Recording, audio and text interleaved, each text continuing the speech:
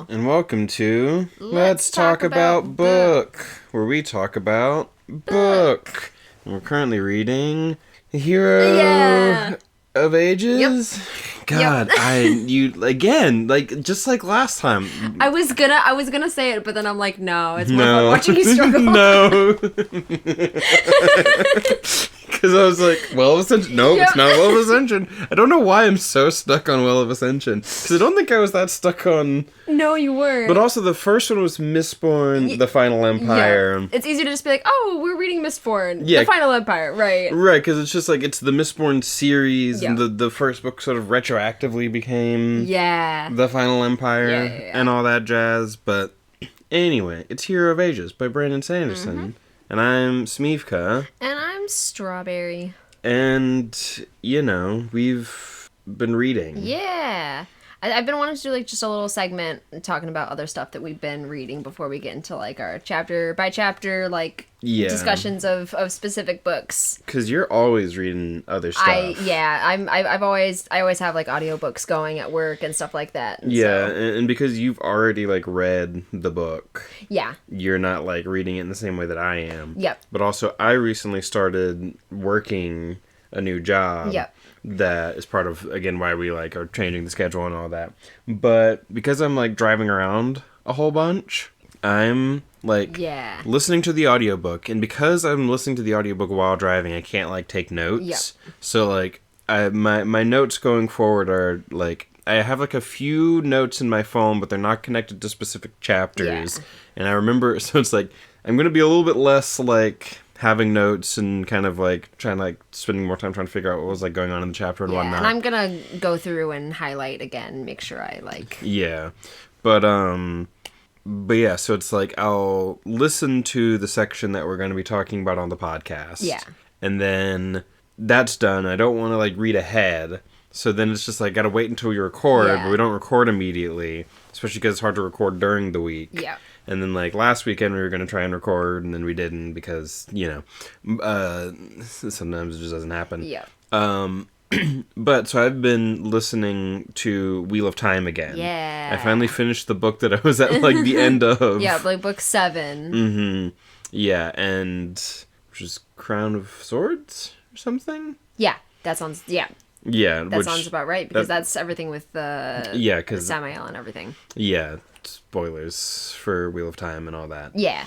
But, yeah, so I finished that book. I've started the 8th book, Path of Daggers. Yeah. I'm currently in the middle of a scene that whenever I said what scene I was in the middle of, Straub was had a reaction to it. Yeah. And I'm just in the middle of the middle of that. Yeah, so I'm what's gonna happen? But yeah, I've been I was getting annoyed at some stuff at the end of book 7. Yeah. But I've been enjoying the beginning of book 8 alright so far. Yeah. Because, boy, do they not treat Matt well. Yeah, they really do not. Yeah, and, I could get into all of that, but this isn't a Wheel of Time podcast. There's some Robert Jordan writing sensitive things that just don't quite work out there. Right, and there's just, it's so weird. It's just so weird. Yeah, it's I don't know. Okay, I am gonna get into one. Okay, I'm gonna. Well, there's gonna be some Wheel of Time spoilers through the beginning of book 8. Yeah, well, sort of through the very end of book 7 is more what I'm gonna be talking about. But so Matt gets straight up the queen of what's it? Is it Abu Dar? Yes. And I can't remember her name right now. She forces Tylen or something? Yeah, Tylen. She forces him to have sex with her at knife point, straight up. And you're in Matt's head, and he's not having fun. It's clear the entire scene. It's not right, and we don't get because with Robert Jordan he always sort of does a fade to black kind of thing. Yeah. We don't see it, but it just it's clearly meant to be oh, this is bad, but then also just immediately afterward the way Matt thinks about it and the way that, like, other people talk about it, where it's like, Matt's like, I'm supposed to be the, like, one pursuing, and it's like, this isn't, and it's like, and I never even did anything like that. Yeah. And it's like, right, and like, because, like, the whole time they're like, Matt, he's a slut. Yep. He's a man whore, you know? But it's always consensual. Yeah, oh yeah. There's a whole thing about it. Like, his, like, female friends are not having it. And it's like, but... His female friends, yeah. They fucking hate his guts. And they're just like, they can't stand this man. And, like, it's like, Matt has sex with women and swears. Yep. Therefore, he is irredeemable, essentially. You know? And, like...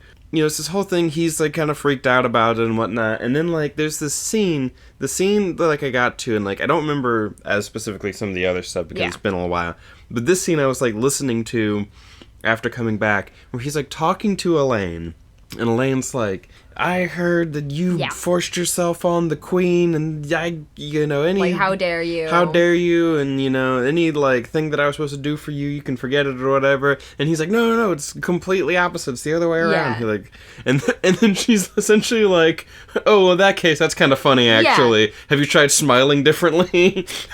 Like, and it's just like...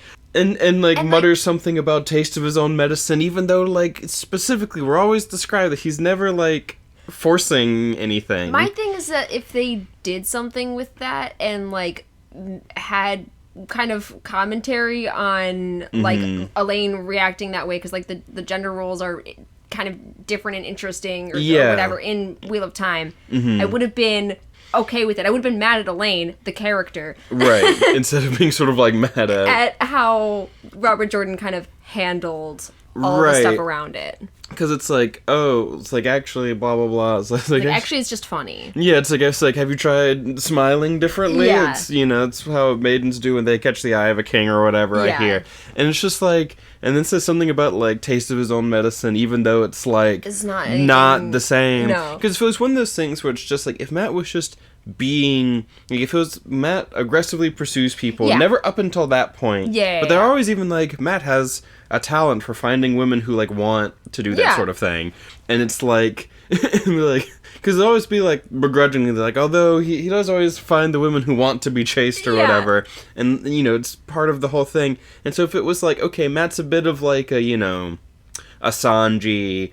Or like, you know, something like that, where it's like, he's always, like, pursuing, but no one's ever interested. Right. And then he has a woman who's pursuing him, but he's not interested, and it didn't go that far. But it was just, he was made uncomfortable by it, and they were like, taste of your own medicine. Then that would make... That would be one thing. But it's completely uneven, but they're treating it that way. And then, and the thing that gets me, the thing that really fucking gets me, is that, like, Matt's like, well, fine, whatever then. Yeah. Here's my fucking magic, here's my protection against magic medallion to keep you or Nynaeve safe or whatever. Here you go. And then Elaine's like, oh, I guess you are, like, a worthy fucking, not servant, that's not the word, but, like... Yeah. You know, like... Subject. Or whatever, because she's doing the whole, I'm a queen, and Yeah, it's like, I guess you are, like, a worthy subject or whatever, and gives him the fucking thing back, and is like...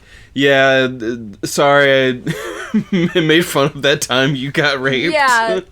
I'll tell Nynaeve about it and clear things up. And he's like, do, but whatever. I don't know how to feel about this. Because, like, Matt's consistently portrayed as, like, going through it, but no one's, like, really on his side. And the only thing that, like, gets her on the side is, like, here's that magic thing you wanted. Oh, thanks. Actually... The thing that was already yours. Mm-hmm. It was already his. Yeah, you know? And then it's just like, actually, no, you hold on to it. It's fine. And sorry that I, like, made fun of you earlier. And it's just like, why is that the thing? Yeah. Why is that the thing? Like, and it's just, you know. And then, like, right at, like, the very end... He has, like, a scene with Tai Lin where he's like, next time I'll be the one pursuing or whatever. And I'm like, that is not the lesson to be learning from this. No, that's why I say the whole thing is just poorly handled. It just really, like, I've, like, seen interviews, or not, like, interviews. I've, like written interviews and stuff like that from like Harriet talking about what they were going for, and it didn't work. It just didn't work. No. None of what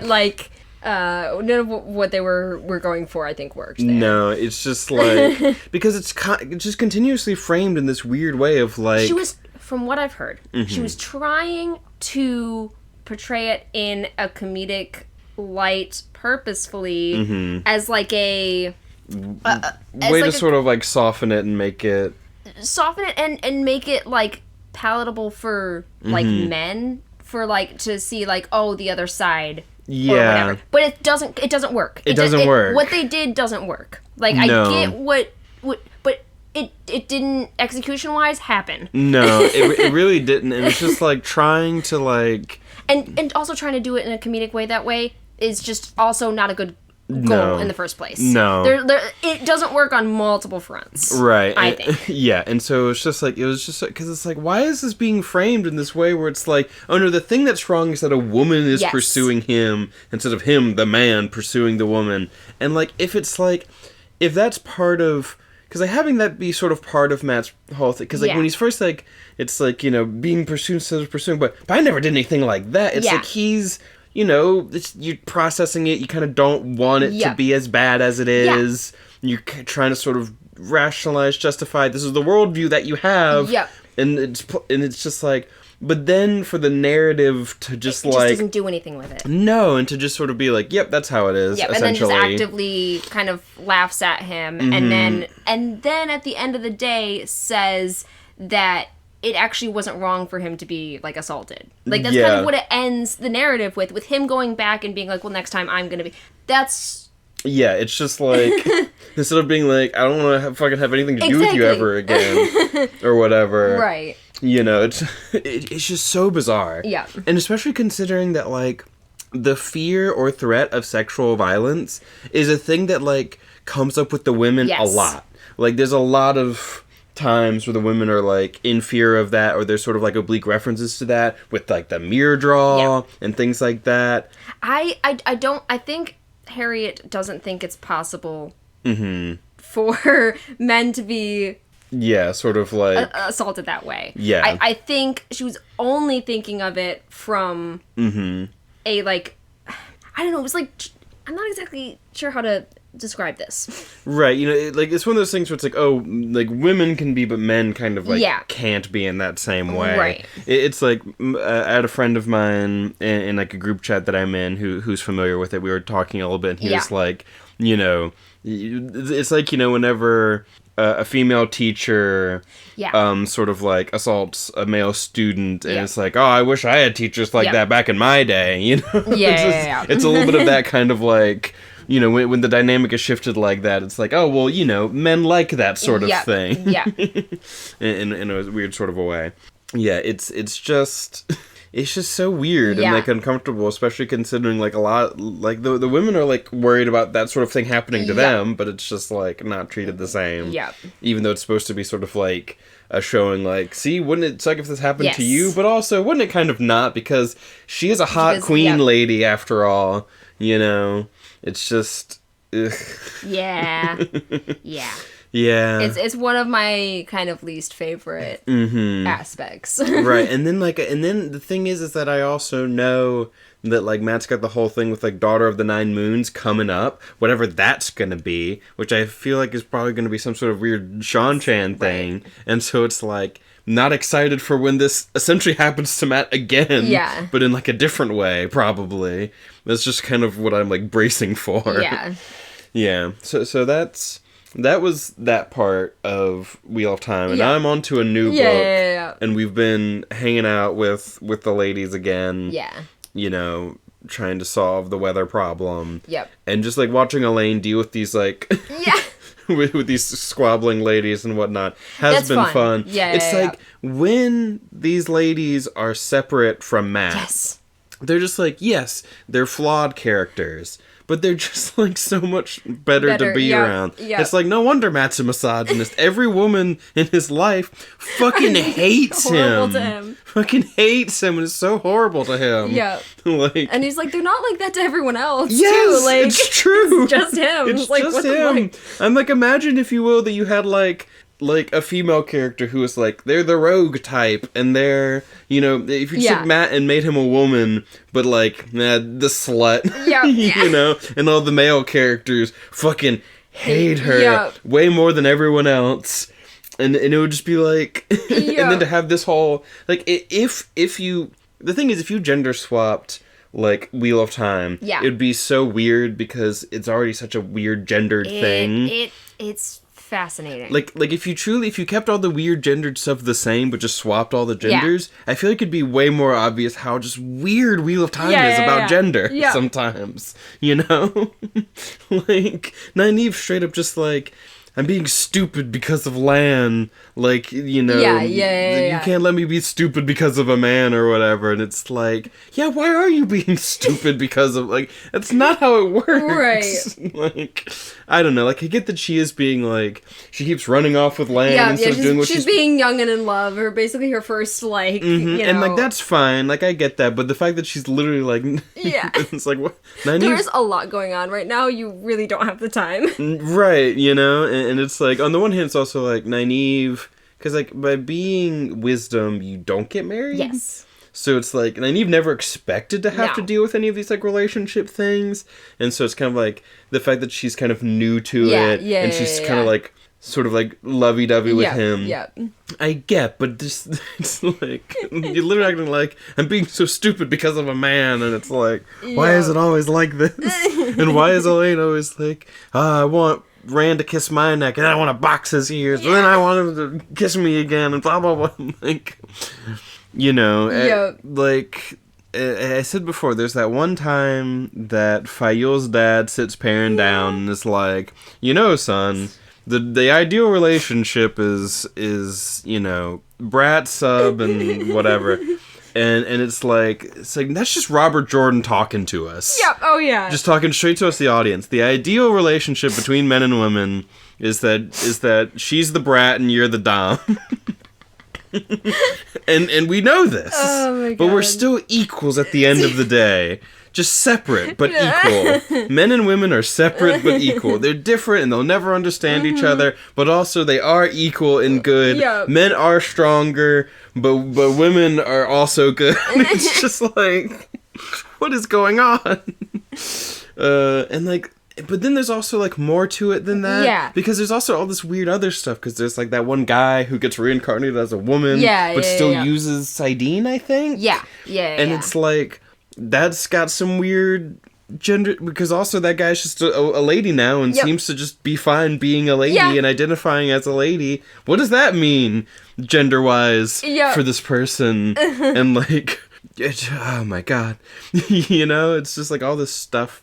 It's a wild ride. And like, I would absolutely recommend Wheel of Time, but also but it's also absolutely it's like there's so much that I like about Wheel of Time, but then there's also just so much that's just like so weird. So like, it's not so much that, like, you know, it's kept me from enjoying it, but it's just like every now and then I'm just like, why are we doing this?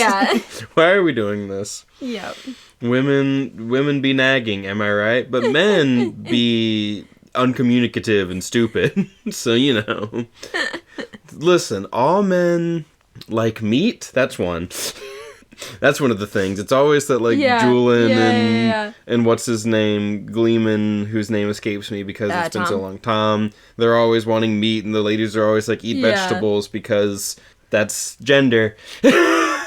And, you know.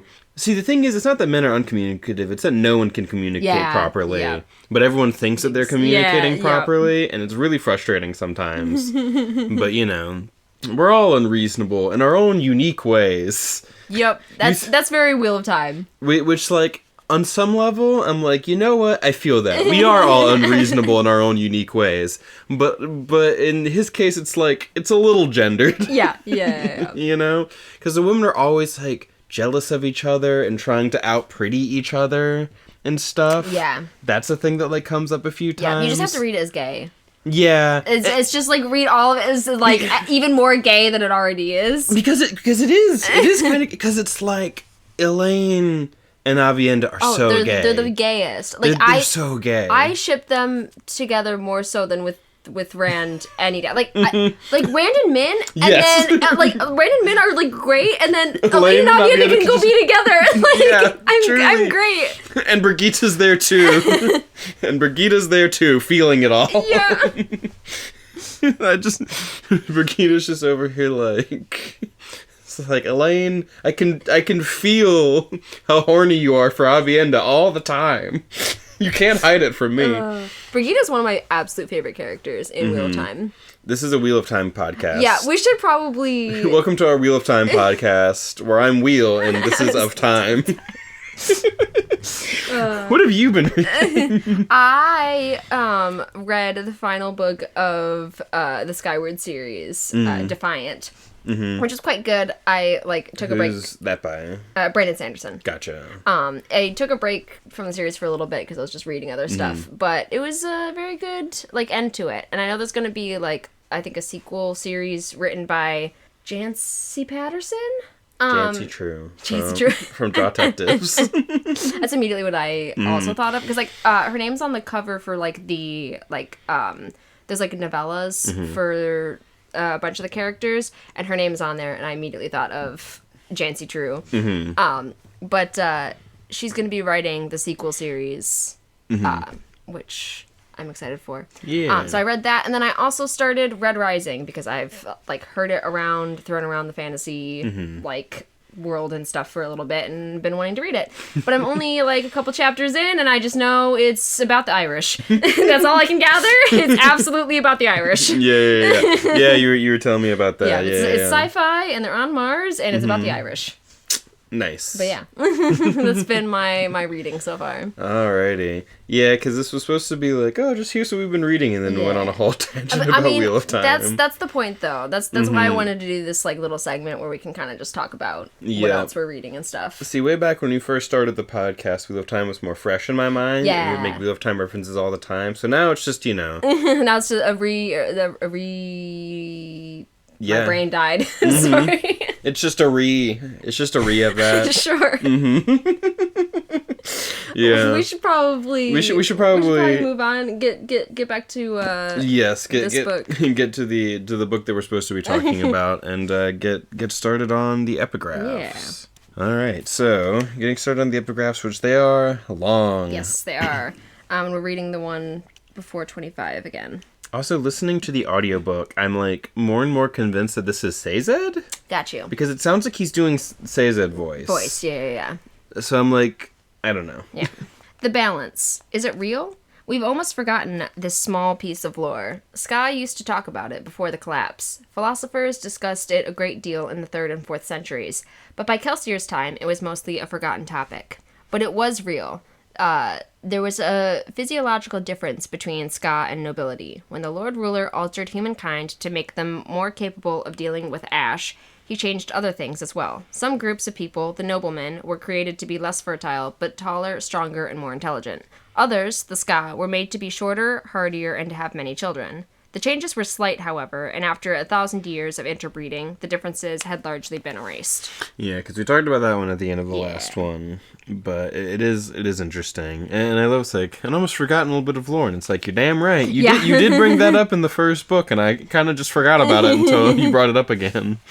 I'm only beginning to understand the brilliance of the Lord Ruler's cultural synthesis. One of the benefits one way of putting it, brilliance.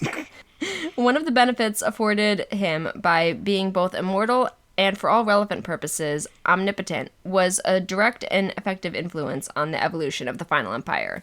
He was able to take elements from a dozen different cultures and apply them to his new perfect society. For instance, the architectural brilliance of the Clenny builders is manifest in the keeps that the high nobility construct.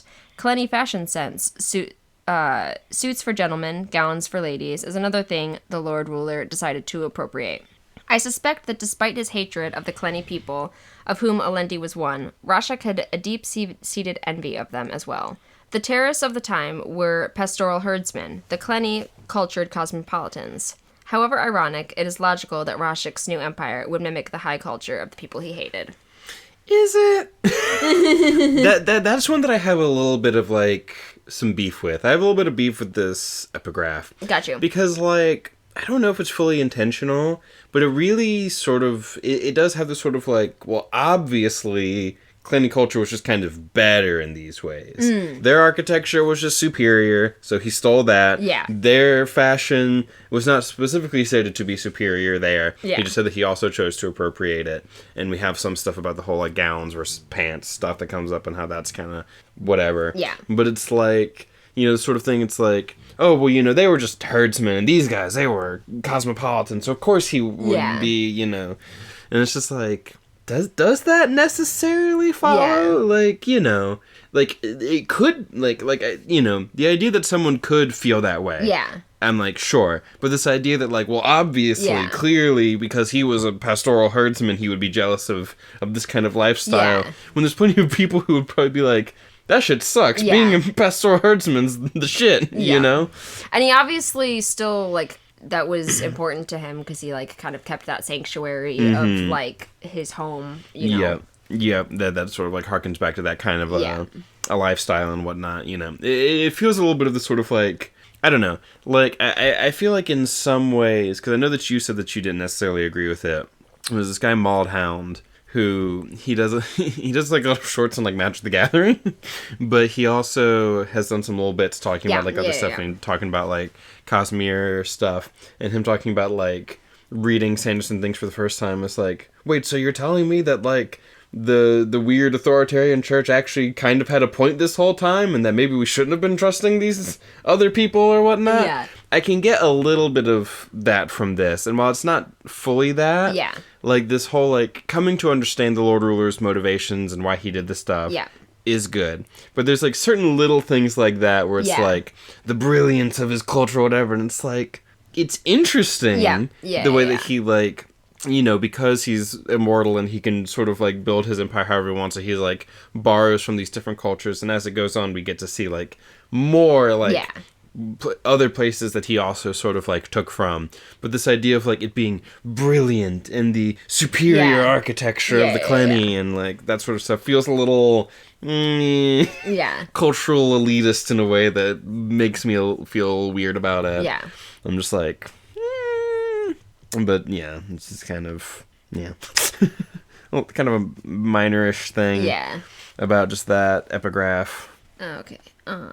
Yes, Rashek made good use of his enemy's culture in developing the final empire. Yet other elements of imperial culture were a complete contrast to Klenium and its society. The lives of the Ska were modeled after the slave pupils of the Kazi. The terrorist stewards resembled the servant classes of Urtan, which Rashek conquered relatively late in the 1st century as Lord Ruler. The imperial religion, with its obligators, appears to have arisen from the bureaucratic mercantile system of the Holland, a people who were very focused on weights, measures, and permissions. The fact that the Lord Ruler would base his church on a financial institution shows, in my opinion, that he worried less about true faith in his followers and more about stability, loyalty, and quantifiable measures of devotion. Yeah, and I find that interesting, and I'll get into that a little bit later whenever we talk about some other stuff, because I feel like how that interacts with some other stuff like in the chapters is interesting. Got you. The fact that like his church is sort of based off of a financial institution, and that seems a little bit of like a condemnation is kind of interesting. Yeah. He doesn't care about like real faith, he just cares about like control and whatnot. And they did like a financial institution being good at providing like control and also good for doing all this sort of like the bureaucratic like running of things in this fashion, and that's what the church is more about than it's about like, actual like faith in like a religious sense. Right. Which, is sort of like, it's like, oh, it's not like a real church in a sense. So that's interesting, and I'll maybe get more into that later. One final aspect of the Lord Ruler's cultural manipulation is quite interesting, that of technology. I have already mentioned that Rashek chose to use Clenny architecture, which allowed him to construct large structures and gave him the civil engineering necessary to build a city as large as Luthadel. In other areas, however, he has suppressed technological advancements. Gunpowder, for instance, was so frowned upon by Rashek that knowledge of its use disappeared almost as quickly as knowledge of the Terrorist religion. Apparently, Rashek found it alarming that armed with gunpowder weapons, the most common of men could be nearly as effective as archers with years of training. So he favored archers. The more training dependent military technology was, the less likely it was that the peasant population would be able to rise up and resist him. Indeed, Ska revolts always failed in part to this very reason. Yeah. And see, that's interesting. And, like, to me, even just, like, the way that it gets talked about just in some of these, like, other epigraphs feels a little bit more sort of neutral in the way it's, like, you know, viewing the architectural thing as just, like, this is a technology that is good at specifically making large buildings. Like, large, structurally sound, instead like, of domes just, and things. You know? And it's, like, calling it superior architecture, I guess, in that sense. Kind of makes sense. It's just sort of like better at doing certain things because they had certain knowledge, like you know, how to make these like arches and domes and big buildings and whatnot is like, you know, and sort of like the technological aspect of it. It's interesting that gunpowder has been invented in this world. It's just been suppressed. And it's also like, how do you go about suppressing some of the stuff like that? But, you know, that's what the religion is for. And they go out and they do that sort of stuff, and you're immortal and you're definitely actually God, so it's a little bit easier for you to actually like enforce that kind of control. But yeah, it is just kind of interesting. Because like gunpowder as a thing has been like around for a long time, even before it was being like used for like guns and stuff specifically. Back when it was, you know, the Chinese were using it for fireworks and whatnot. Next one. The Lord Ruler didn't only forbid certain technologies; he suppressed technological advancement completely. It seems odd now that during the entirety of his 1,000-year reign, little progress was made. Farming techniques, architectural methods, even fashion remained remarkably stable during the Lord Ruler's reign. He constructed his perfect empire, then tried to make it stay that way. For the most part, he was successful. Pocket watches, another Clenny appropriation, that were made in the 10th century of the empire were nearly identical to those made during the first. Everything stayed the same until it all collapsed. Yeah, and it's also interesting that they have, like, pocket watches. Yeah. I just saw the word pocket watch, and my brain just... shut down. Completely shut down, and I couldn't finish the sentence. Yeah. It is interesting because it's sort of like... I don't know. In some ways, it's like... this description of the final empire and how it works and how he sort of shaped it. Yeah. It does very much bring to mind a very sort of like conservative idea of how to run things. Yeah. It's very conservative in the way it's like you gotta have a ruling class and a lesser class. You know, it's like, it's very fascistic in the way it's like, I'm at the top and then there's like a small group that I control and then they control a larger group that controls a larger group, you know. I control the church, which controls the nobles, which control, you know, the sky. It's this pyramid that I'm at the top of, and I've created a perfect culture that will stay the same and live on for 1,000 years. Yep. You know, it's like, it worked, but even when it works, it doesn't work. And that's like, you know. You gotta remember, like, in the first book, we see how bad everything is. It didn't work. Like everything, like, even as things are really bad now and things are ending, it was bad then, too. And this idea of, like, you know, trying to go back to then is just kind of like, it's still not a good idea, even as we come to sort of understand why he sort of did what he did. Oh, yeah. It's still this very, like, fascistic way of doing things, you know. Sort of like, we gotta, you know... It is conservative. It is not progressive. You cannot do these things. We cannot progress past a certain point. Things are the way they are now, and they will be that way forever. Yeah. Because I'm here making it that way. Yeah. and that's sort of... It truly is kind of the ideal state to a certain type of fascistic conservative mindset, you know. But you also sort of have to understand, like, the people who think that way, though, you know, it is bad and wrong, they think that they are doing good and the right thing because these people deserve to be in these places, you know? All right. Originally, men assumed that Rashek's persecution of the Terrace religion came from hatred. Yet now that we know Rashek was himself a Terraceman, his destruction of that religion seems odd. I suspect it had something to do with the prophecies about the Hero of Ages. Rashek knew that preservation's power would eventually return to the Well of Ascension. If the Terrace religion had been allowed to survive, perhaps someday a person would find their way to the Well of Ascension and take up the power, then use it to defeat Rashek and overthrow his empire. So he obscured the knowledge of the hero and what he was supposed to do, hoping to keep the secret of the well to himself. Yeah, and it's interesting because like there's some weird stuff about that too, where it's like, you know, it's like, oh no, he did it for like a practical reason, but it's also like, because like I think I mentioned this before, it's like he didn't have to do the whole 1,000-year empire thing. No, he did it for a practical reason, and also because he wanted to be the ruler of the world. Mm-hmm. Like, that was part of his, you know. Right, you know, it's like I can't let anyone else Yep. know about the Wall of Ascension and them try and do that sort of stuff because, you know, I have to be the one to do it because I am the savior of the world. I am perfect in God and all this sort of stuff, you know. It's like, he's the only one who knows about this problem, and it's like, I'm the only one who can solve it. Yeah. And because he thinks that way, he doesn't give anyone else a chance to try and understand and solve the problem as well, you know. And it's like, you know, it can be sort of understandable. Yeah. We often sort of like are selfish in that way that we think that we know the answer and Yeah, I know yeah, the yeah. answer and if I was in charge and I could do Yeah. it, you know. I get that. I feel that way sometimes. Yep. But like you can't do that. You can't be the God Emperor of the world. You could have still been immortal and lived next to the well. But I still like, you know, I'm still Team Hermit. You should have. You should have just been just been an immortal hermit who hung out next to the well. Yeah. and you know, instead of being like, I used all this amazing power to try and save things, and then it kind of fucked them up, and then I'm trying to save it and fuck it up, and and then also while I'm at it, I might as well make myself the God King of the world. You know. For the sake of the people. For the sake of the people, I must become the immortal God King of the world. Come on. For the sake of me. For the sake of me. I'm a people. Well, I was. Right. Come on. I love it. Yeah. Alright, next one. Did I already read this one? Yes.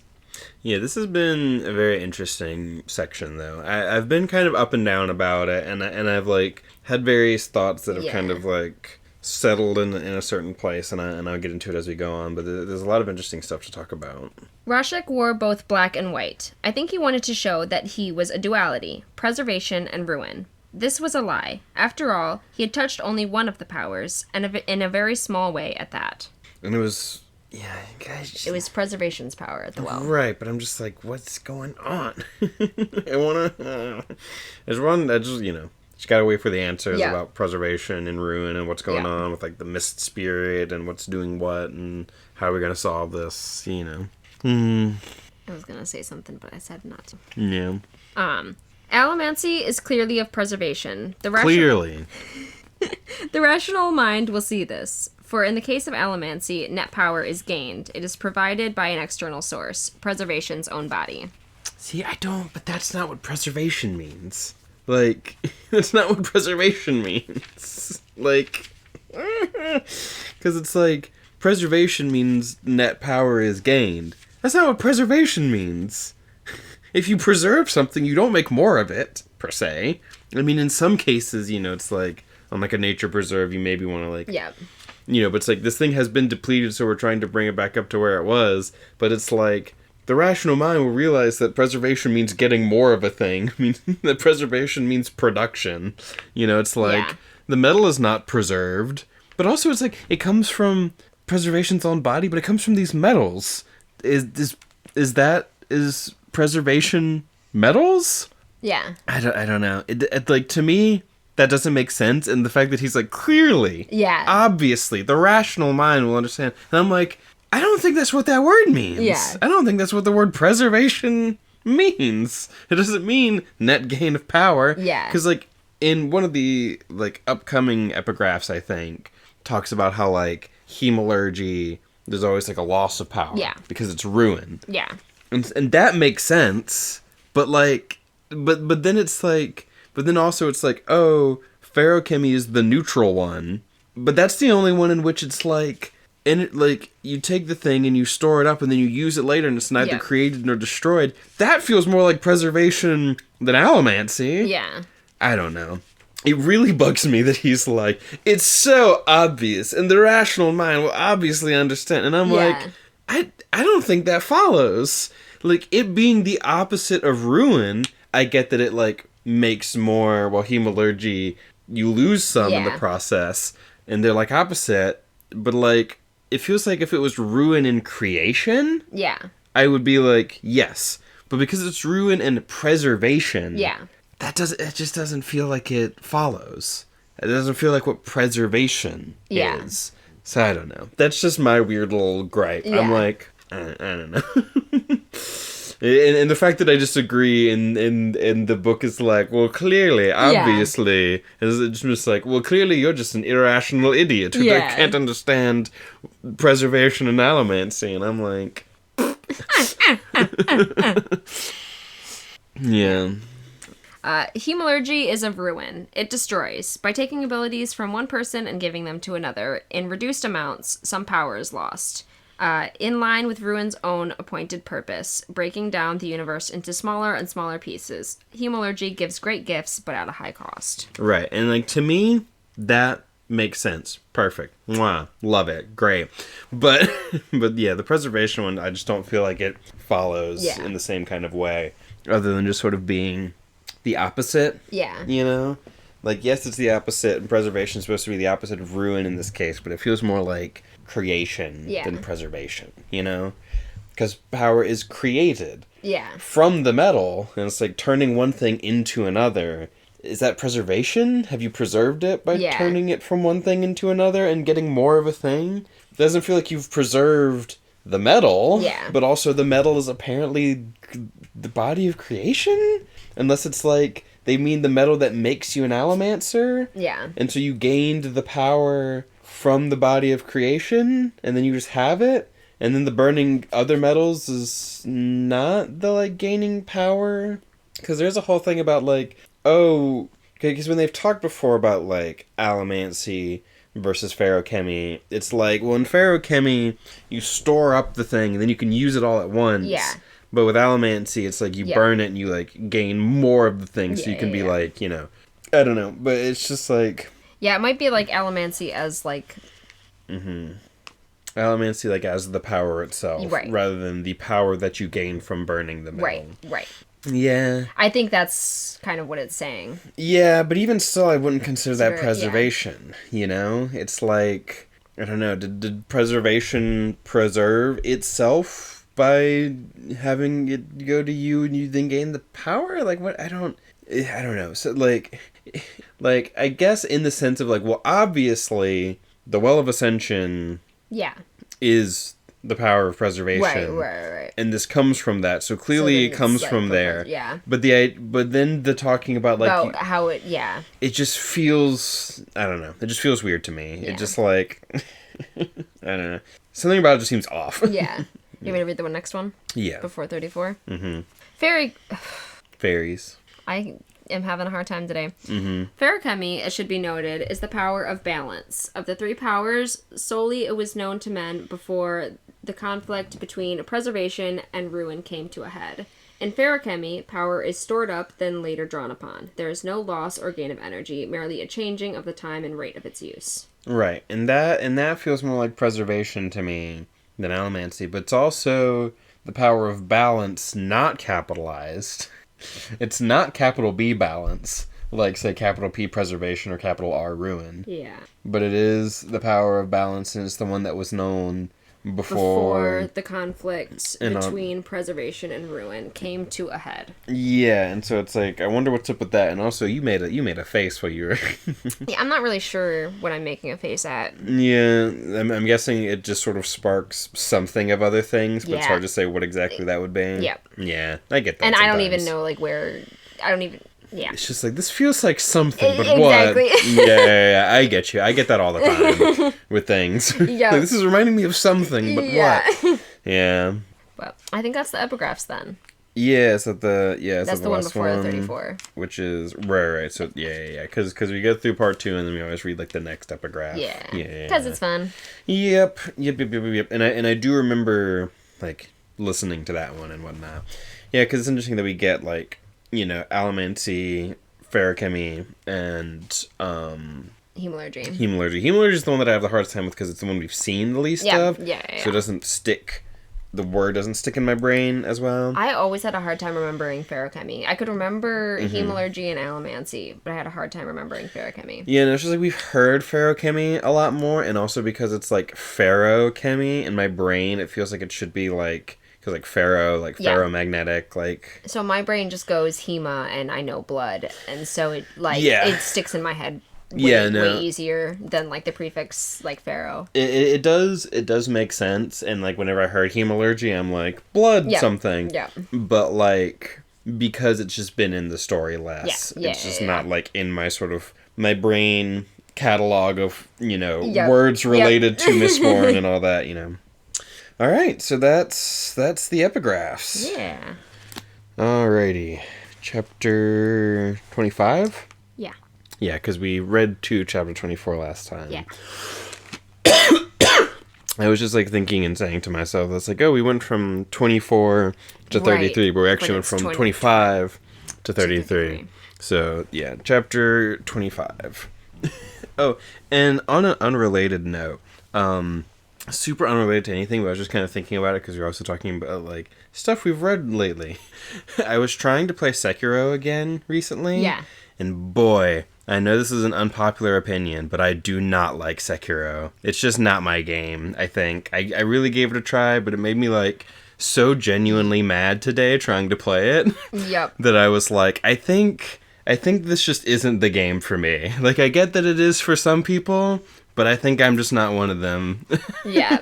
And I just have to, like, get that out there somewhere, Someone needs to... So someone just needs to know and understand, like, and I'm not going to get into it, but it's just, I just don't think it's for me. I feel like if the game were just more forgiving in certain other aspects, then, like, I would like it more, It's like there's certain things where I'm like, I get that it's difficult in this way, but if it was easier in this other way, then it would be more then fun. It would make the other part that's difficult more enjoyable for me, I think. I just wish I could take a few more hits. Yeah. And a couple other things, but I won't get into it. It's just been on my mind today. Yeah. Since I was raging about it earlier today. But anyway, that's neither here nor there, really. Chapter 25. What happens? In chapter 25, we are talking about Fadric City. They're like outside of the city, Elland. Right. And they're like, what are we gonna do? Right. They're talking about like, are we like attacking, sieging, assassinating, or diplomacy? What are we doing here? Right. And Ellen's like, diplomacy, and then if that doesn't work, siege. Yep. Because it's like he doesn't really want to kill people. Yeah. And he was also like, I think there was some talk about like, not going around and like killing all the people sort of like around him. Yeah. Like all the like smaller places like around him, but just sort of like sieging this place and like doing the siege, but also like we gotta try diplomacy. I gotta talk to Yeoman. I believe we know that his name is Yeoman in this chapter. Yes. Yeah. Who's like an obligator that's like running the city. And it's like, well, we're going to talk with him first. And Set is like, well, if you do diplomacy, then I'm not going to get my city back. Yeah. And Ellen's like, I know. Yeah. We make an alliance, Set said, leaning forward in his chair. I don't get my city back. I know, Ellen said. Set frowned. You seem to be forgetting, Set, Ellen said. You did not team up with me. You knelt before me, offering up oaths of service in exchange for not getting executed. Now, I appreciate your allegiance. I will see you rewarded with a kingdom to rule under me. However, you don't get to choose where that kingdom is, nor when I will grant it. Yep. And that's a lot of fun. It's like... Set's just like around and he's like Set's the little devil on his shoulder, Yeah. Which is nice because he's also like, oh, Set's not as bad as he tries to pretend to be, but also shut up, Set. Yeah. It's so good.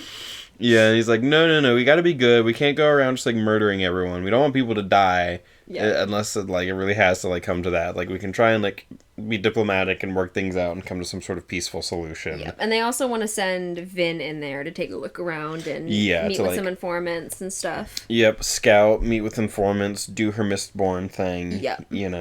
And so, this is sort of a lot of just kind of like Yep. And then they also kind of have Vin and Ellen have a small conversation at the end where they're basically just like, she's like, you didn't deny that you turned to assassination eventually. And he's like, well, I hope not, but, Yeah.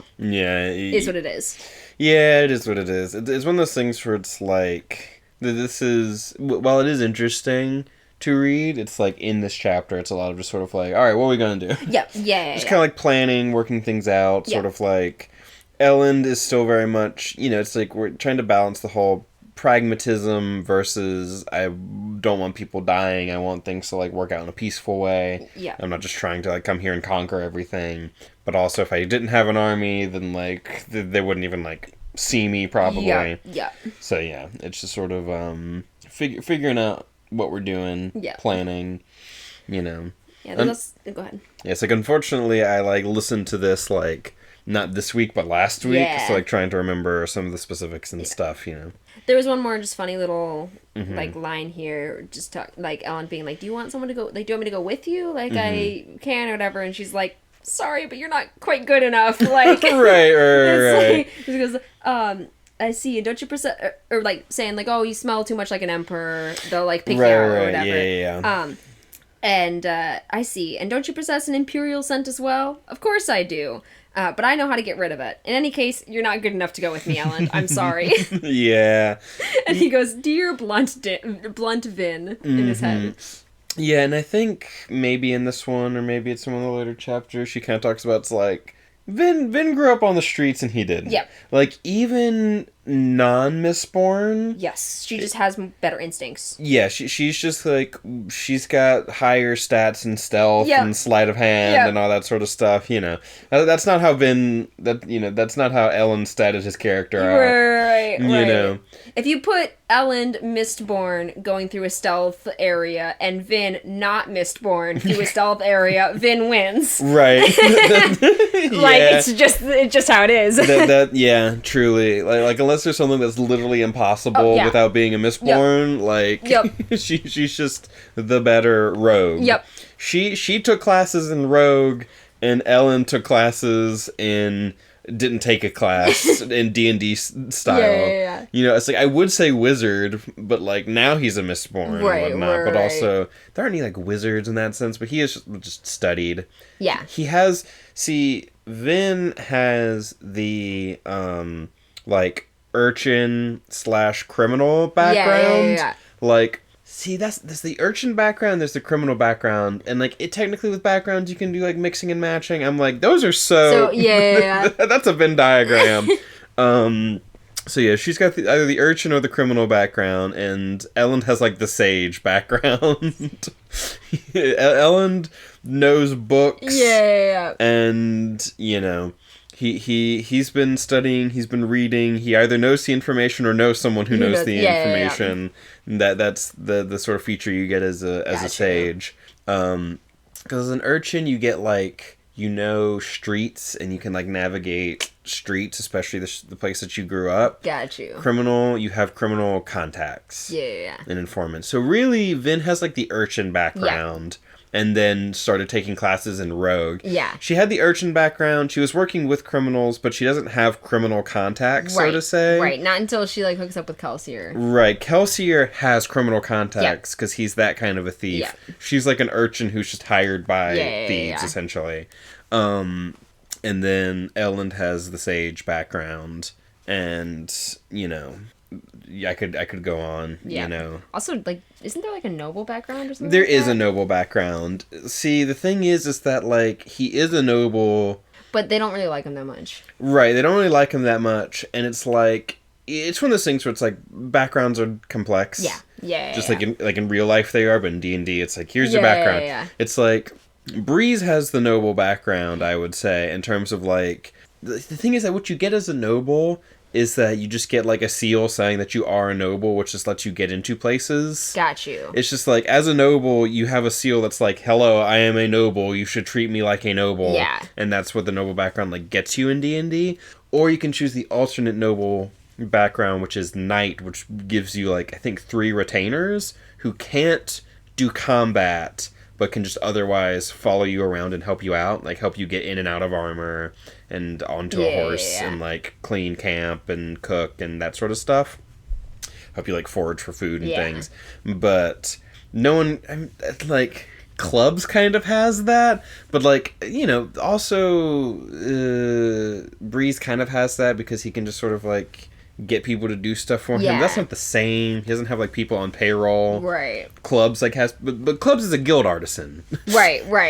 Right, because like there's the guild artisan background, and Clubs is a guild artisan, and the guild artisan means that you have connections with the guild, and so you can like be housed at like a guild place and that sort of stuff, and that feels a little bit more like Clubs' whole like being the person who provides the hangout, Yeah, not the yeah, hangout, yeah. the hideout, Yeah. and like has people working for him and stuff like that. Ham has the soldier background. Sazed also has like the sage background, I would say. You could say that he has like the hermit background, but the hermit means that you like the thing that you get from being a hermit is that you have like a secret about the world that you like know. Like Kelsier, in some ways, coming into this, he has like the hermit background. He knows like a secret and was in isolation for a while. But that's less defining of who he is, per se, his time in the pits. Yeah. But, again, it's trying to exactly put into D&D terms is always going to be, whatever. And that's mostly the crew. There's Spook. Spook's also, like, an urchin. Yeah. I would say, kind of. Yeah. And I think that basically covers the crew. As to, like, what their D&D backgrounds would be. I love it. Important questions to be answered. Of course. The most hard-hitting literary analysis, what D&D is this? But I mean, Sanderson, he's that kind of nerd. Yeah. Next I'm going to be, figuring out what their colors and magic are. I think that would be fun. I'm pretty sure he's like answered questions on it before, like people have asked him and stuff, because like he's a magic fan.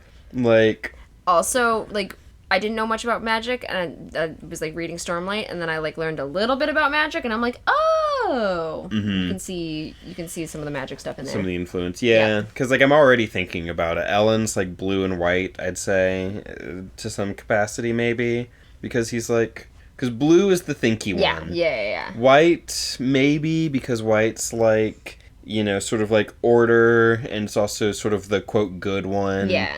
But, like, the Lord Ruler is also white, but he's like black-white. Right. Like I said in the thing. Yep. He's like... Ruin and preservation, except for he's only held preservation. Yep, it's, because, like, black-white... It is very much sort of like, is oftentimes very sort of like bad religion is a big theme of that one.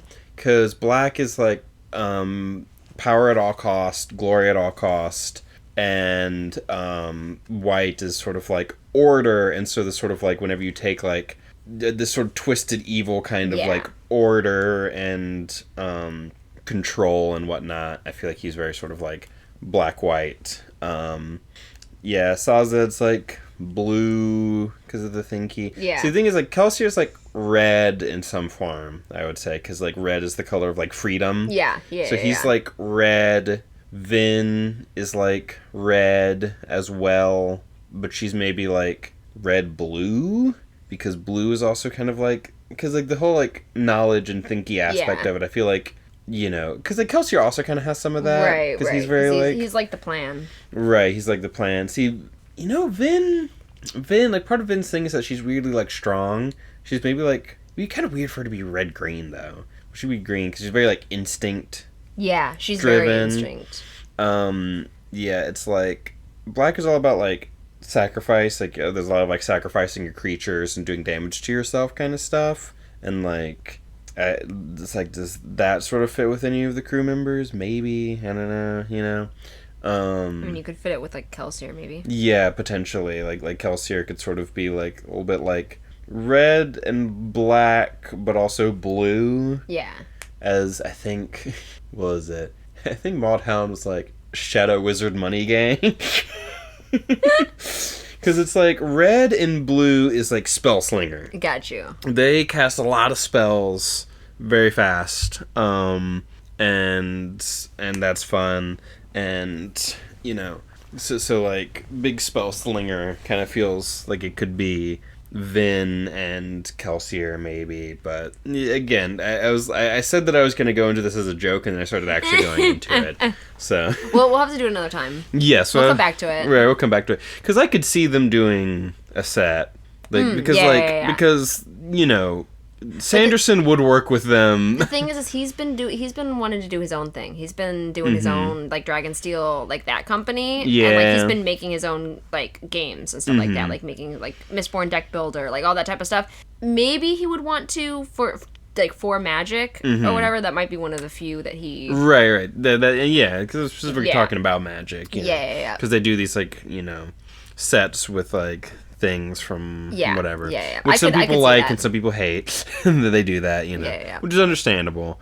I could see that for Mistborn and Stormlight. Yeah. So anyway, because I don't even know that I have much more to say about like the chapter. I think we're at the end of this chapter here. Yeah. So I guess that's chapter 26. Yeah, chapter 26. What's going on We're with here?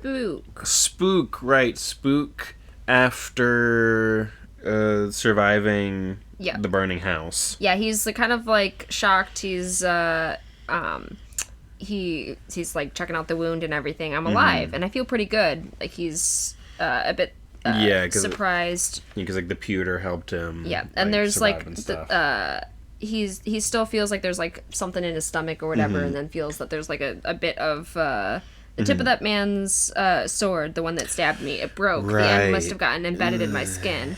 He gritted his teeth, reaching to pull it free. No, Kelsier said, leave it. Like the wound you bear, it is a sign of your survival. Yeah, what's up with that?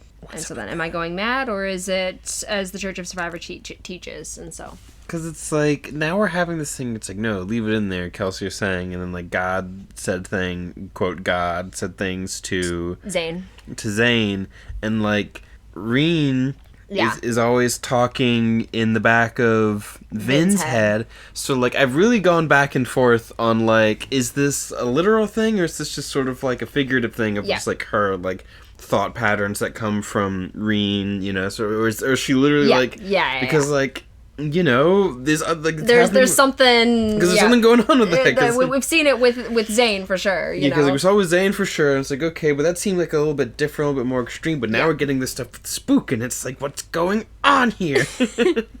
I want to understand because it's like. As the series goes on, you're like, okay, we're like learning more and more and more, and then you get to the point where you're like, actually, there's still a bunch of shit that you just don't know. Yep. And then you learn it, and you're like, I need to reread because now everything's different. Yep, it's all different now. Yeah. Yeah. Yeah, and so then he's like, Kelsier? Yep. Tries to like talk to Kelsier, but Kelsier doesn't respond. Yep. And he's like, it's like, Spook's never been particularly religious. But, I mean, he did just get visited by a dead man, so it really makes you wonder. Like, so he's just like, I don't know. Yep. And just kind of gets ready for his day. What if I talk to Sazed about it, but not actually? But we'll get to that. We'll get to it. Because I'm going to have words about that section. Which... Straw has already heard many of my words about that section. We had a whole conversation about it at one point. Yeah. I was more... At one point, and again, we'll get into it, there was a point in which I was, like, mad at Sazed and Spook, and now I'm more just kind of mad at Spook. Yeah. But again, we'll get to it. We'll get to it. I'm getting ahead of myself. So we're just more kind of... We're seeing a little bit more of... Spook, because he goes Spook like, and going through Arto, seeing like some of the it's called the Harrows, so kind of like the slums, kind of part of town. Yeah, and because like because in this section he goes to the Harrows, and there's some talk about like, oh, even though he's trying to make this like perfect society, there's still slums or whatever. And then he goes to like the bar, and he like gets a bottle from the bar guy, and it's like the corkscrew probably costs extra, but he uses his like pewter strength to like pull the cork out, and then he also is like fucking around with his pewter abilities a little bit while he's like listening in on everyone talking in the bar. And there's a guy who's like people are talking about like the citizen and is gonna like And there's just like a little bit of talk where it's like, I have a note, one of my few notes that I actually have, and I'm gonna pull it up. It's on my phone, and I have to freaking sign into my phone. Oh God, not a moneyless society. The horror. Yeah, this really does feel like a weird communism bad moment. And I've kind of like, my opinions have been very sort of shifting on this. Yeah. But like, someone is talking about like, he's gonna get rid of all the money. Yeah. You know, and it's like, oh, you know, people should take care of each other and, you know, all this sort of stuff. And it's like, yeah, but I don't necessarily fully disagree. Yeah. It's like, I don't necessarily know that, like, a moneyless society is the right answer. I don't know. But just the way it sort of presents, like, oh God, not a moneyless society. The horror. And it's like, is money all that great? I'm not convinced.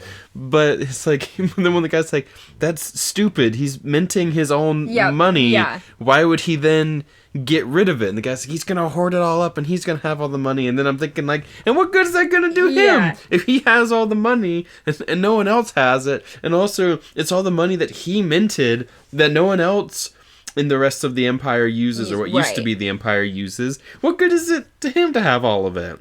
It doesn't make any sense. Right. You know, so it's like, maybe that guy is just wrong. Yeah. But it still feels like a weird sort of like, just the idea of like, a moneyless society, that would be bad. It's like, don't be an idiot. He's not going to do that. That wouldn't make any sense. And it's like, I don't know. It's just kind of feels a little silly. Yeah. In some ways. And because of the whole, it's like, oh no, there's no inns or anything. You just gotta like house people in your home. Should be like, and it's like, you know, part of it's this whole like weird insular society. Everyone's taking care of themselves, but not like outsiders per se. Right. And it's like, I don't know. Just some of the stuff that gets said feels like it's a weird sort of like communism. Yeah. It's supposed to be like a weird sort of communism thing, you know, but also it's like, not really, because it's like not actually what, you know, the tenets of communism are supposed to be. Right. You know, it's like, earlier I was talking about the whole, like, you're thinking about the ska labor and how much of a wasted, or the wasted, like, ska labor or whatever. Yeah. Way back in the first book, and I'm like, Vin's read Theory. Yeah. And I'm like, has anyone here read Theory? I don't know, actually. But he's just, like, listening in on all this sort of stuff. Did we get... No, I think, I'm trying to remember, like, when something happened, but yeah, he's, like, listening in, he's fucking around with his, like, pewter powers, and he, like, almost, like, breaks the bottle and stuff like that, and he's kind of drawing a little bit of attention to himself, with that, I think, but not too much. He doesn't get, like, you know, attacked or anything, but he is, like, listening, and people are, like, talking, and they talk about him, because it's like, oh, Dern, like, so someone talks about how, like, Dern talked about Spook, because they're talking about, like, oh yeah, this kid who got, like, you know, attacked or whatever, and it's like, oh, they're talking about me, and it's like, he was one of the survivors' own crew or whatever, and it's like, they're selling people my secrets? What the fuck? I thought he was more careful than that. And it's like, I don't think it's a matter of being careful. I don't think it's a matter of him not being careful. I think it's a matter of him kind of selling you out, you know, especially if he thinks that you're dead. Right.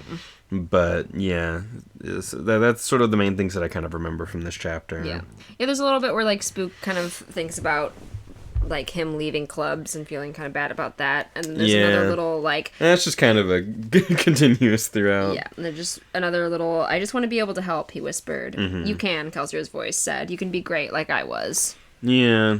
And all of that. Again, weird. Like, what's with the talking? Who's talking? And then people... Yeah, like talking about him. I'm telling you, I saw him get run through by the guards. Everyone thought he was dead even before they burned him. I'm talking about Spook. See, the thing is the whole thing is like, at least I'm safe inside my mind. At least I'm safe inside my mind. That's a SpongeBob joke. Got you. I've like not really seen SpongeBob. I've seen maybe like 3 episodes total my entire life. I was not allowed to growing up. Yeah. So I get explanations of SpongeBob jokes. Yes, we watch media, or we watch like YouTube videos sometimes, and a SpongeBob joke comes up, and I'm like, that was a SpongeBob joke. And I'm like, I would not have known. Yep. Especially like teching. Yeah, I'm just like, I just thought that was like a meme from somewhere vague. I don't know, or I just thought he was just saying something weird because teching does that sometimes. Yep. But yeah, no. Yeah, because there's the whole thing, it's like, oh, I'm safe inside my mind, but if you write anything or speak anything, but there's also a point where it's like the Lord Ruler talking about, like, being shown things and thinking things. Ruin's, like, trying to, like, do to him, so I'm like, is this Ruin? Yeah. Trying to, like, manipulate them? And that's why he's like, but does that make sense, really? I don't know. Yeah. But the at least I'm safe inside my mind bit from SpongeBob comes from, I think there's like in some episode, like Patrick was doing the whole like copying thing, you know, and someone just like is copying you or whatever, and then like we are inside, SpongeBob says like, at least I'm safe inside my mind, and then you hear Patrick's voice inside his head go, at least I'm safe inside my mind. Got you. And that's the joke. And so you know, thinking about the whole thing. Yeah. You know, only my thoughts are safe. Yeah. Mm-hmm. And it's like, nah, man, speaking inside your head, and you just think. But I don't know, because it's like God is telling Zane to kill people, and then Zane's dying. It's like, you weren't crazy at all. And it's like, is this a God? Is this Ruin? Is this... I don't know. Because it's like... Because thinking about it as, like, this is Ruin, and Ruin is, like, saying things to people to try and get them on the path to do this sort of thing. Okay. It's like, kill... Because, like, okay, we don't, like, we want them to get to the Well of Ascension to free him, so we don't want all this, like, war, siege stuff to, like, work so that they can't go do it. So having Zane try and kill his dad, but then he's been wanting to kill his dad for, like, longer than that. Yeah. I don't know. You know, it's like, but then it's like, with all the Reen stuff, does that really make sense? Because trying to get her to, like, leave the crew, but then, like, it's, like... that would be sort of pushing her away from, like, killing the Lord Ruler, but supposedly Ruin wanted him to kill the Lord Ruler so that they could free Ruin, because they wouldn't know. But also the Lord Ruler was like, Ruin's maybe trying to, like, show me things to get me to, like, do things or whatever. I don't know. It's all very confusing. Yeah. It'll all make sense eventually, I imagine, but yeah, trying to, like, work it all out. Yeah. All right, I think that's the it end for of 26. For 26, alrighty. 27. We're with Vin. Vin. And she's kind of, I think, running through the... Is this whenever she goes and visits that one guy? Yeah. The informant? Yeah. So she's kind of, like, running through Fadric City, kind of trying to get a lay of the land, see what's going on here. Mm-hmm. Yeah, because she, like, meets him, and he's all like, I'm all about stories. Yeah. So... I'll tell you what this guy is referencing, because this is a Tolkien reference. This is supposed to be Tolkien. Oh.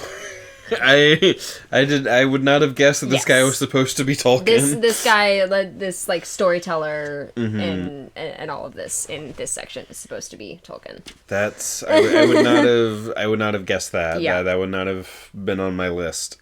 Yeah. Yeah, interesting. Yeah, because he's interested in like these like folk tales that like the ska. Yeah, he's like, do you enjoy stories, young lady? What kind of stories? The best kind, of course, Slow Swift said. The kind about monsters and myth, long tales, some call them. Stories told by ska around the fires, whispering of mist wraiths, shades, spren, and brawlins and such. Spren. Because I know that spren are a thing. In Stormlight. Yes. In fact, someone at work was like, "Oh yeah, my girlfriend is into Stormlight." Yeah. You couldn't remember that it was called Stormlight, but it was like crab people, spren. Yeah. And I'm like, yeah, I know what you're talking about. Crab people, spren. Yep, that's something about wind. It's like, yep. But yeah. Yeah. Yeah. But it seems like he's been multiple places because he's talking about spren. Mm-hmm. Yeah. Or whatever. Mm-hmm. But well, it's like he says he's talking. You say like he's been multiple places, but it's like, oh, I heard this like from the ska tell stories. Yeah, about yeah. it. So it's like, yeah, that's true. Where did the ska hear about Spren? Yeah. The Spren are like in more places than just. Was it Roshar? Is that the name of the planet? That is the name of the planet, Roshar. Yeah, because I've heard that. I've heard that term before. Yeah. Just these little like random little snippets of things that I hear. Yeah, so it's like, what's the deal with that? Yeah, he's puffing on a pipe. Yeah. So of course he's talking. Yeah, he's dressed in a nobleman's suit with a scarf and overcoat. I cannot speak today. I keep adding R's everywhere. Yep, an overcoat. Hi. This is frustrating. Mm-hmm. I like this little bit. I'll listen to a story if that's what it'll cost. The man chuckled. There's no surer way to kill a story than to make it a cost, young lady. Yeah. I like that. Yeah, it definitely makes me think of, like, when you're forced to read something in school that just makes it worse. Yeah, you know, yeah. nothing ruins a story like, you know, Yep. having to do it. Yep. Yeah, and also... Although I was, if we had to read, like, anything that was, like, story, like, adjacent, I would read that. Yeah. Extremely quickly, no issue. That was actually my issue, because we would be reading it as a class, but I would be halfway through the book by the time, like, I would just, I'd be like, I've read this book 5 times now, because I keep having to read it over and over again, because everyone's taking so long. It takes forever. Yeah. Oh, I got so frustrated. Yeah, I feel like it was easier for me back in the day, but then once I got to, like, college and I had to read stuff on my own, and so you have to read these things, and it becomes, like, work. Yeah. You know? Although some things I did actually, like, read for classes, you know. I think I listened to, like, an audiobook, like an old audiobook for Call of Cthulhu, which is wild. Yeah. Because it is, like, so obviously racist. Yeah, that's basically the only thing, the main thing I know of Call of Cthulhu. Yes. Yeah, because, like, Call of Cthulhu, there's all this, like, interesting stuff going on, but then it's also just, like, and the cult is all people of color, and, like, my uncle or whoever died mysteriously, and people saw that he ran into a black guy before he died. It must have been the cult. And it's true. It's straight up like that. Yeah. It's just like, oh my god. Like, when people talked about Lovecraft being racist, it's like, no, it's like, it's right there. It's just right there. No, yeah. But it's so weird because he's like, weird unknowable aliens, they were people. They were people like us. Other people, well, like other actual people that exist in our world. Yeah. You know, you can't trust them. It's so weird. I, like, tried to mention both Cthulhu and Lovecraft, like, kind of more offhand to my parents, and didn't know, had no context of No it. familiarity. No familiarity at all. Oh my god, I can't speak. Oh. Poor sweetie. Familiarity. Sure, that's a word. Yeah. Poor sweetie. Getting tongue-tied. Yeah. But yes, and he's, so Tolkien here. Yeah. Tolkien knows Set, which is fun. Yep, which is fun, and also he's my writing friend. Yeah. My old writing friend. It's like, wait, Set writes? Yep, and they trade poetry. They trade poetry, and Set is a gritty realist poet, and that is very funny to me. He didn't care for stories either. To him, everything had to be gritty and real, even his poetry. Seems like an attitude with which you would agree. Yes. That's a sentence. Yes, and that is one of my notes. Set's a poet? A gritty realist poet? Oh, and also, the thing that I was going to talk about, I said I was going to talk about this more in depth later, and I sort of meant to do it in the previous chapter when we were talking about the whole moneyless society thing, is that it's like, I'm like, the whole moneyless society being bad, but then also it's like, the Lord Ruler's church is structured like a financial institution. Yeah. And that seems kind of bad, and we know the church is supposed to be bad. So it's not necessarily like money good. Right. But also being fully like money bad, we should get rid of it is kind of also seen as like, no. Yeah. It's a little, I'm like, where do we stand exactly on like finance and like money and that sort of stuff, you know, money and power in that sort of way. You know, that's sort of what I was meaning to get into. And like last chapter, but I forgot because I didn't look at my notes. But yes, Set being a gritty realist poet is very funny to me. Knowing that Set writes poetry is, it just adds so much to him as a character, I feel. I'm just like, you wouldn't expect it, and so it's great. I love that we know this now about Set. It's great. Like, Vin needs to go talk to Set and be like, Set, tell me about your poetry. And then Set just be like, well, I'm not, well, you know, don't talk to me about my poetry. Shut the fuck up. Yeah, just like, fuck off. I love it. If Brandon Sanderson were allowed to say fuck. He has started swearing a little bit. No, I don't think we've seen any fucks, but we've seen some swearing in some, well, like in the most recent Stormlight book. There was some swearing, and there's been some swearing a few other places too. What sort of swearing? There was some shits thrown around. I figured if anything it'd be shit. Yeah, I can't remember. I mean, this is some bastards, but I think he already used that sometimes. Just like, bastards, you can get away with that a little bit more. Some few, that type of thing. I always think he has his like fantasy swears, right? Or whatever. So he has one world where they use like fucking R swears, basically, or whatever. Whenever I think about it's like talking about like shit and being allowed to say shit, and I'm like, yeah, it would be shit. Yeah, is like there was like a thing back in the day with like South Park, I think, where they told them that they were allowed to say shit without it being like censored, and so they had like a whole episode or like 2 episodes where they were just saying shit like as much as they possibly could, because of course, very very very South Park of them. Yeah, it's interesting because it's like, because I saw something recently. It was a little clip because it's Trey Parker and Matt Stone. It was a little clip. And it's like a famous little thing that they've said where it's like, if you're talking about like your story beats, it should never, like, if and then goes between your story beats or can fit between your story beats, that's bad. It should be like, but, therefore, it's like, so-and-so does this and the other thing, but this, that, and the other thing happens, or this happens, therefore, this other thing happens. It should be like, instead of just being like, this happens, and then this happens, and then this happens. It's motivated in some way. And I'm like, that is interesting and like good writing advice on some level, I feel. But I also just don't like some of their other stuff about them. Yeah. And they're just kind of like an interesting... Because like, there's also a whole thing where they were like... Because I just remember hearing people talk about these sorts of things where it's like, they would supposedly... If they had a thing that they weren't sure that the censors were going to let them do, they'd put in something way worse than that, so that the censors would like tell them to take that thing out, but let them have the other thing. Yeah. Which is like kind of funny, but also sometimes I'm like, no. But there's also sometimes where South Park's like, no, you probably shouldn't be saying that. Yeah.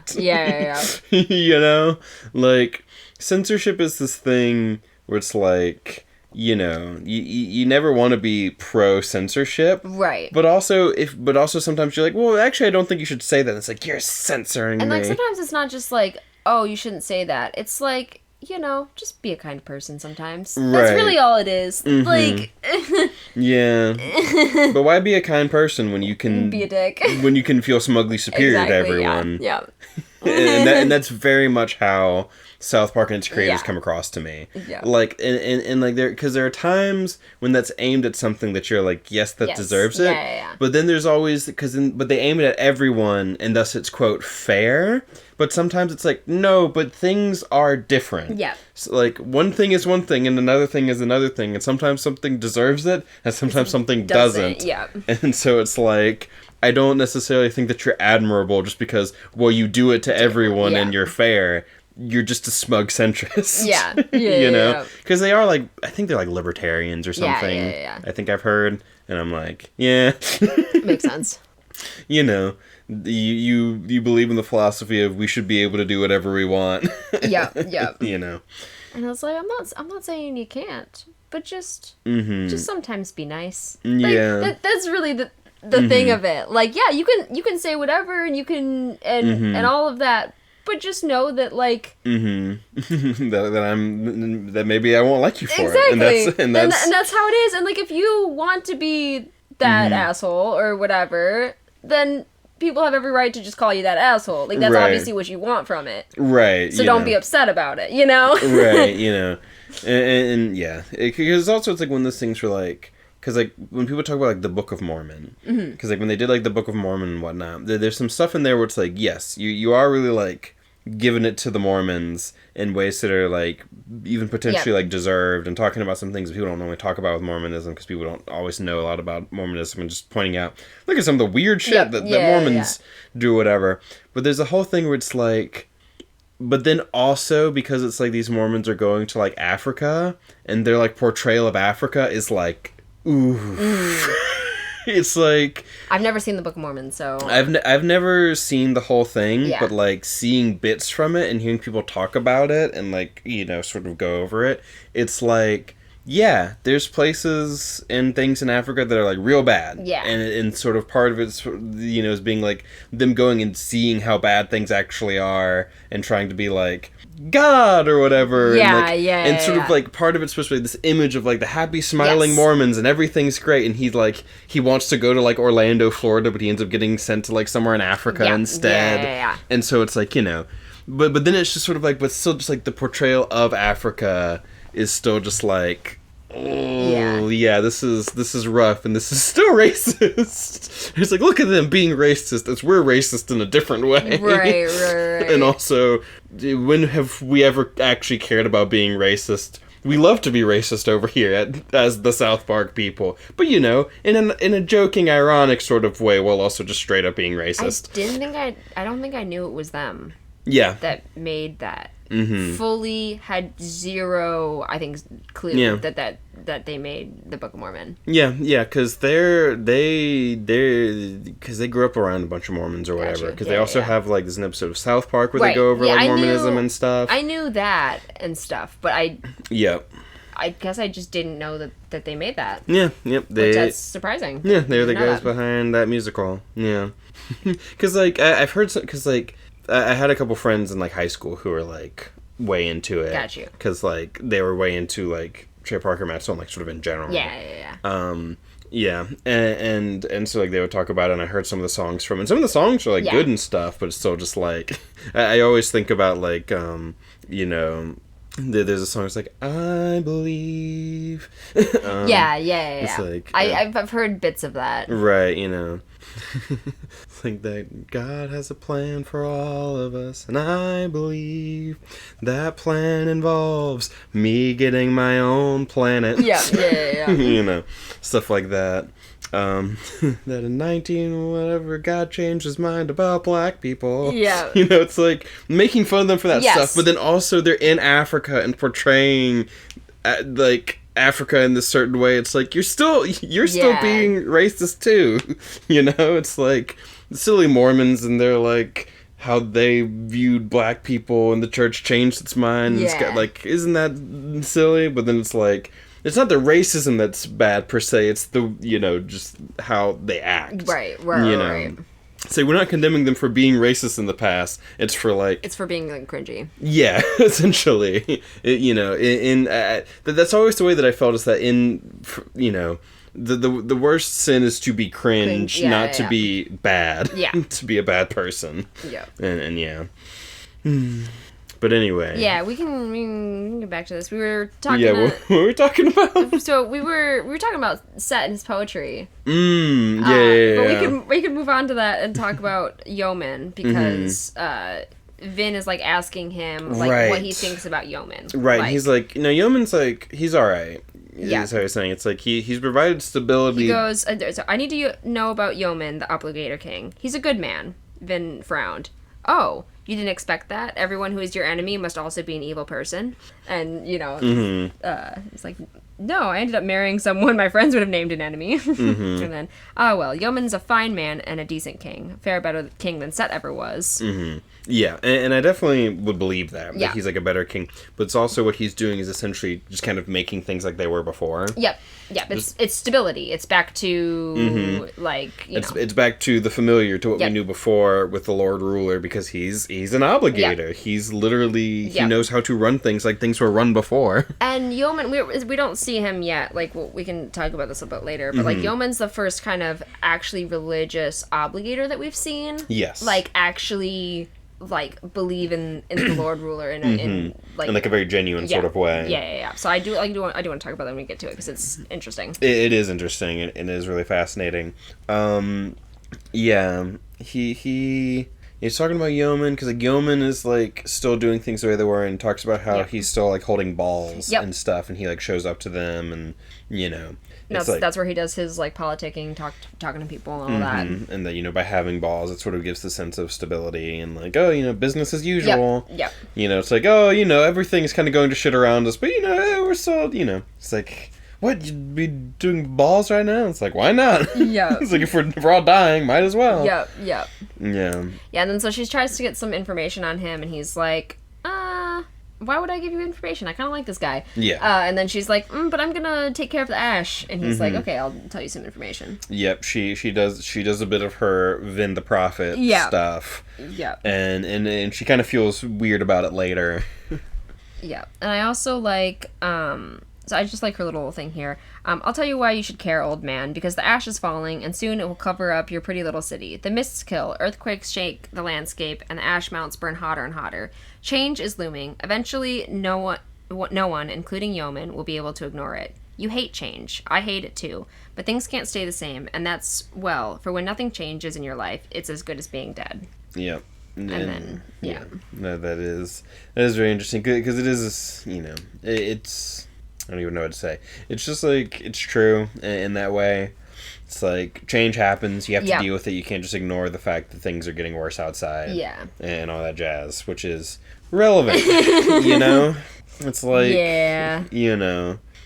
not every big fantasy evil nowadays is a metaphor for global warming, but you can really make that argument for a lot of things. It's an argument that gets made for Song of Ice and Fire. Yeah. That like some of this stuff is kind of like, back home we're all bickering and quabbling about politics stuff, and then John's up north like, the North, the White Walkers, guys, please.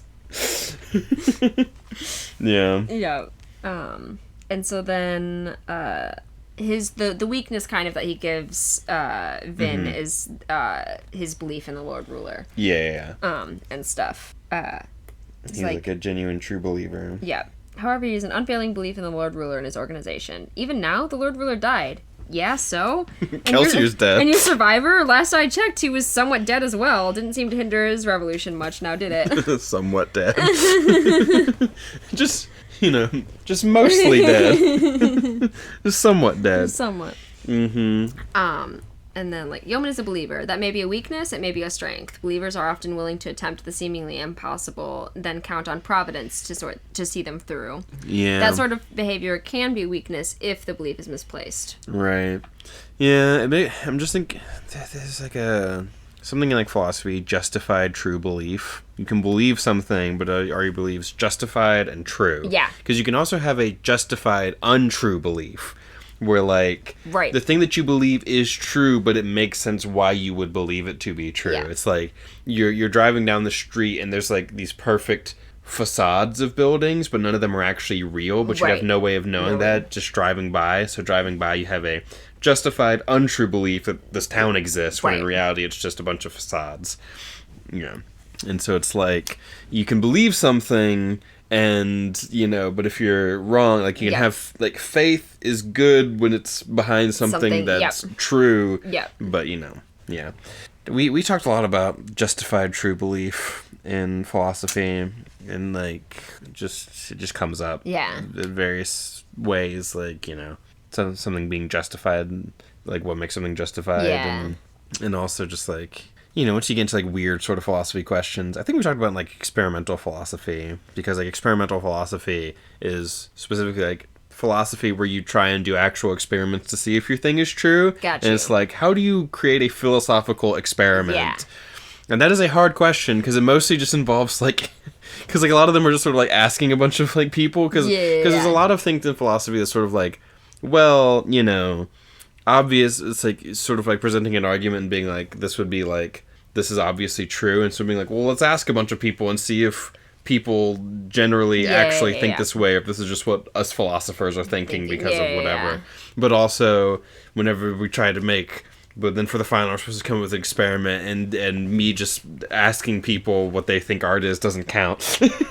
And I'm trying to come up with some sort of thing about what isn't art from a philosophical perspective, and trying to make some sort of questionnaire. It's you can't. It's there's a lot of things that's just interviewing people, but it's also it has to be a little bit more rigid than that, or whatever. Blah blah blah blah.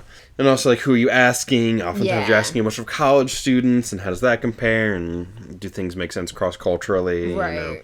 Because it's one of the things. It's in philosophy, you'll just sort of have you have this thing, and then if we have this magic other thing that does this thing, and it's like, as soon as you say that the thing is magic, people are just sort of willing to believe whatever you say about it. You know?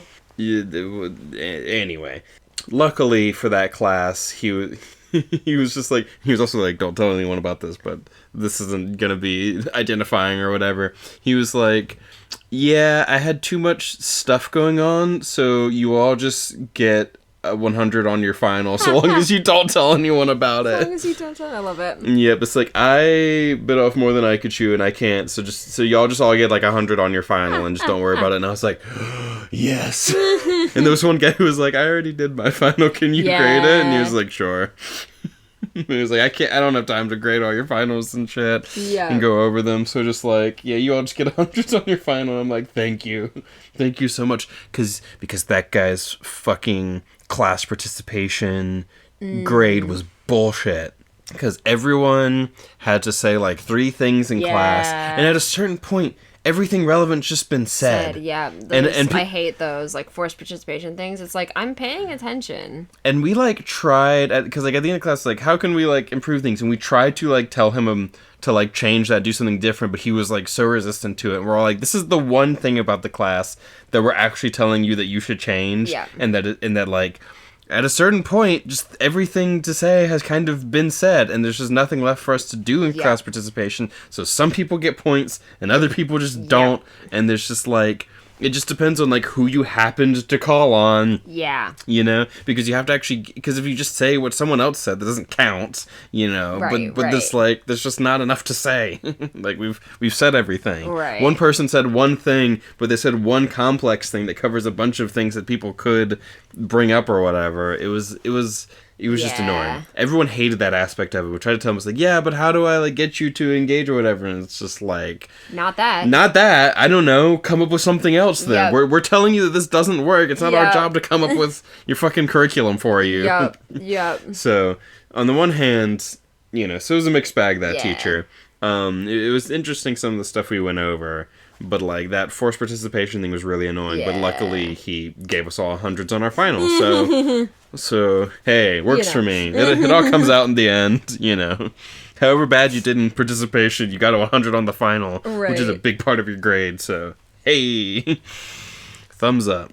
All right. But yeah, so talking about Yeoman's, like, faith, how he has, like, genuine faith and whatnot. But it's like, yeah, but he's dead. And it's like, yeah, well, Kelsier's dead. It's like, because whenever she said he's dead, I remember thinking, it's like, yeah, well, I mean, you know, Kelsier's also dead. Yeah, and that's so immediately... And people believe in him. You don't believe in him in that same way. So it's like, it's kind of, you know, it is sort of consistent for Vin.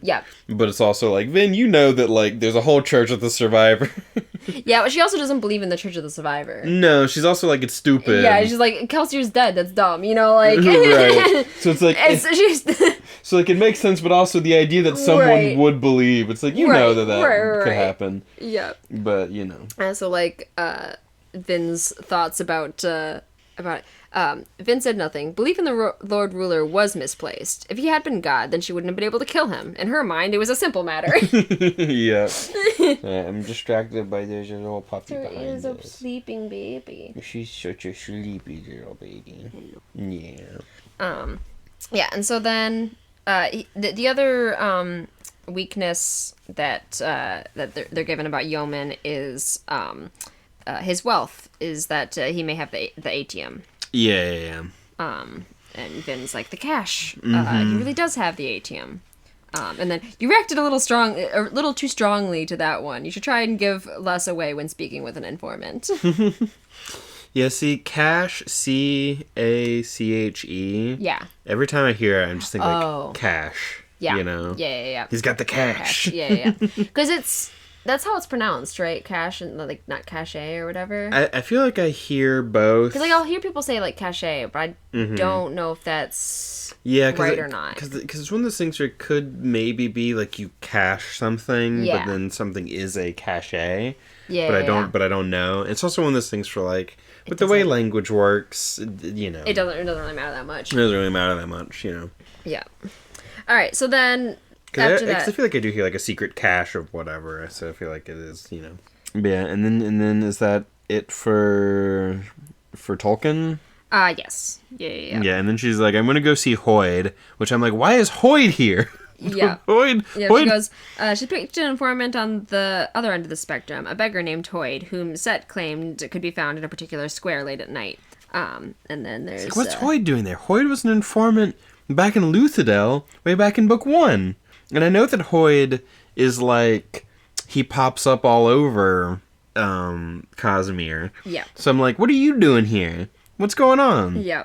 And then she goes over there and she's like, vibes are wrong. I'm leaving. She soon located a figure that wasn't sleeping like the others, but sitting quietly in the light ashfall. Her ears picked out a faint sound. The man was humming to himself, as the instructions said that he might be doing.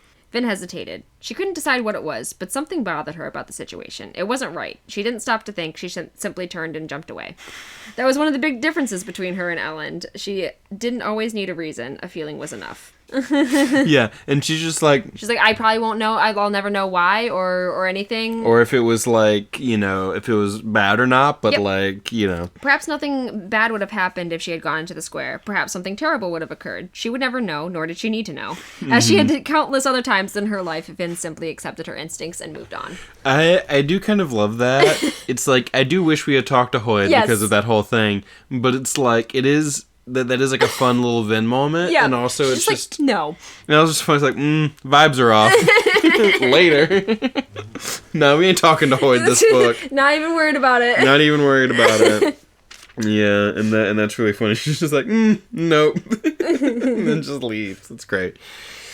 And then what happens after that? She doesn't she get spooked by Yes. So she starts feeling allomantic pulses following her. Yeah, and so she kind of goes through the city. And she's like, is it the mist? Is it the mist spirit? Yeah. But it's unclear. Yeah, there was something else that gave off allomantic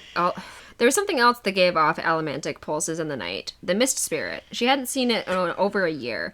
In fact, during her last encounter with it, it had nearly killed Elend, only then to restore him by making him mistborn.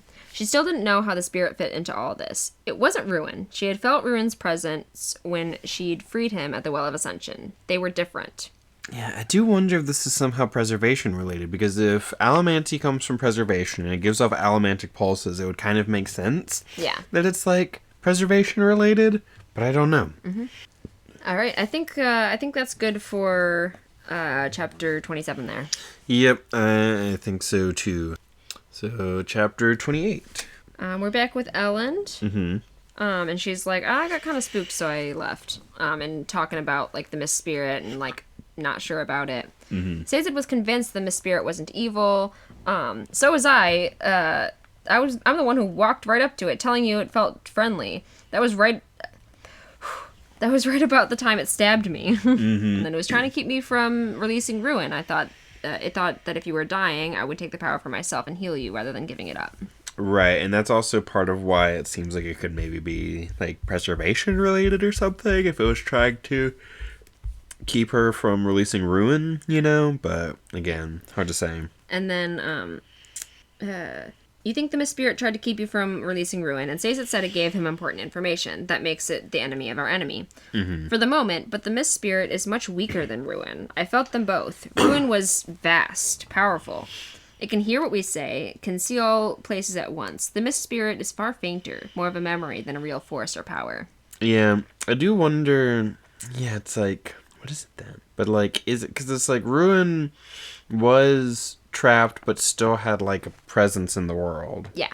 To a certain degree. Now it's stronger now that it's out. So could it be that preservation, again, I'm think it's trapped or whatever. Yeah, is it trapped under the well of descension? What's the opposite of a well? The water tower of dissension. I don't know. What's the opposite of a place that you get water from? A thing that destroys water? The desert. Yeah, the desert of dissension. I don't know. Yeah. Episode title? The Desert of Dissension. Makes no sense. No. Anyone who knows the book, what the fuck are you talking about? Yeah. I love it. Yeah. We'll put it on the list. It's contender. Yeah, and she still feels like hatred and or she said she's always felt hatred and animosity from it and stuff. Yeah, what's up with that? And like also asking like, are you sure like the spirit isn't what kills people and makes them sick? And she's like, yes, I'm sure. Yeah. So there's like mist spirit and also the mist doing stuff separately, and yeah. Yeah, because like I still feel like it's just a thing that we can see it because of the mist, because the mist give it sort of like a form, like because it's moving through the mist, we see that. And that if there wasn't mist, we just wouldn't be able to see it, but it's not necessarily of the mist. But I could be wrong about that, you know. It's like an invisible person walking through the mist, and so we just sort of see it, the effect of it, you know. Not necessarily that's literally an invisible person, but you know what I mean. Yeah. But just sort of to give, like, a sense of, like, you know, the kind of thing that I'm talking about. Yeah. Especially because I talked about, like, the black smoke or whatever when they went towards the well, and how it's like, oh, it's the body of a god, or kind of ish, whatever, you know. It's like, you know, it's like there's the smoke, but then there's also the mist, and are they related somehow? I don't know. Yeah. And then after that, they're kind of Vin's like, yeah, I like told someone I would take care of the ash, which is like wild or whatever. Yeah, so this is where she's like kind of getting like uncomfortable about what she said to him about being, you know, doing her prophet shtick. She always gets kind of like feels weird about about pulling the prophet card, pulling the, you know, Lady Air card. Yeah, and Ellen just has like a moment of being like, she does not need another like, oh, I believe in you as like a religious figure. Just needs like I believe in you as your partner. Yeah. Yep. It's like, it's not that I believe in you as a religious figure. I believe you, but also, like, we, you know, let's discuss it, you know. It's like, are you sure it's not this? Not that I don't believe you, but just sort of, like, let's talk it out as equals rather than, like, you know, religious figure and follower. Yeah. You know, which is nice.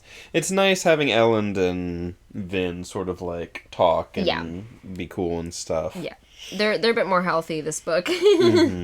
Not that they were like bad last, but just there was lack of communication. Yeah, there was stuff going on with that last book. And now we still get lack of communication, but it's for supernatural reasons. Yes. Yeah, because then she's like, yeah, I can't really tell you much of what's going on. Like, you know, Ruin can listen to what we say and write down stuff, so we need to sort of trust each other, but not necessarily always communicate about exactly what we're doing and why. Just like, here, do this, and it's like, okay, I'll believe you. Yeah, and then so they're talking a little bit more, and then there's a funny line of Ellen talking about their kind of history. Yes, I think I have this in a note. Yes, I highlighted it because I was like, it's great. Oh, come on, you have to admit that you're unusual, Vin. You're some strange mixture of a noblewoman, a street urchin, and a cat.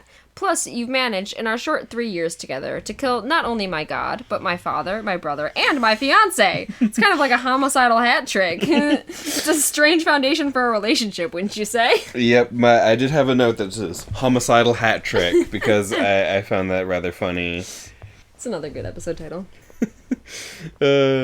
Ethan, about Sekiro? Yeah, no, it's funny because like I sent my buddy a long rant about Sekiro, and he said, all good, lol, Armored Core awaits if you need a palate cleanser, lol. And I'm like, Armored Core? Another difficult FromSoft game? I was having a hard time playing Armored Core. You know that. I was texting you, but I was having a hard time playing Armored Core. Need a palate cleanser with something not like that. Yeah, it is very much different, though. And it's like... Got you. Because it's like, you make a mech and you can, like, customize your mech and stuff. At the point that I was getting frustrated, it's like the very beginning where you, like, just have the mech that you have. And you're, like, customized. Yeah, and you're, like, fighting this thing, and I was like, how do I even possibly fight this? And then over time I eventually was able to beat the thing, and he's like, it'll be easier after that. Like that's a difficult part, but then after that it'll actually be like easier for a little bit, and it won't sort of get like that hard again until like a little bit later. Gotcha. Supposedly. So and you know, I did make a mech that was lesbian colored, lesbian flag colored, and then I stopped playing. I love it. Yeah, That was funny. I literally was like looking up the like hex codes and stuff. I love it. Did you see someone made a post because in the recent color spread for One Piece, there's Nami with like lesbian colors. So then someone did like a whole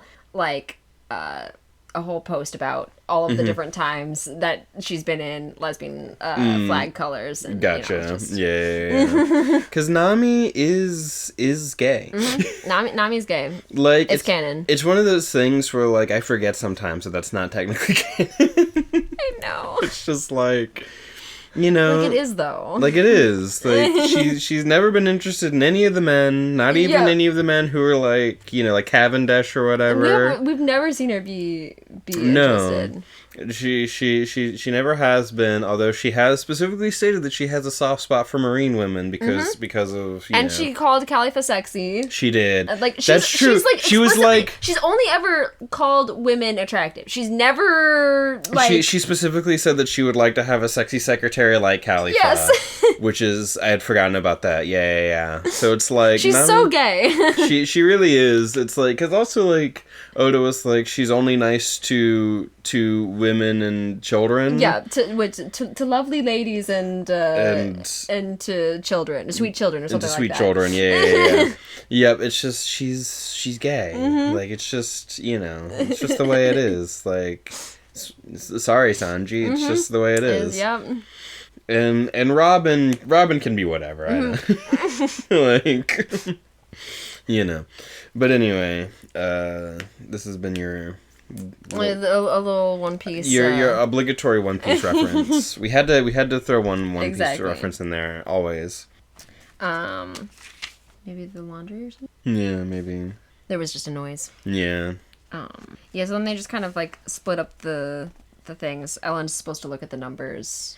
Yeah. Because it was like go check out the like the numbers about like the mist and stuff like that. Yeah. Because Vin was the one who first sort of got them looking at those numbers, but she's like, I'm not about that math life. No.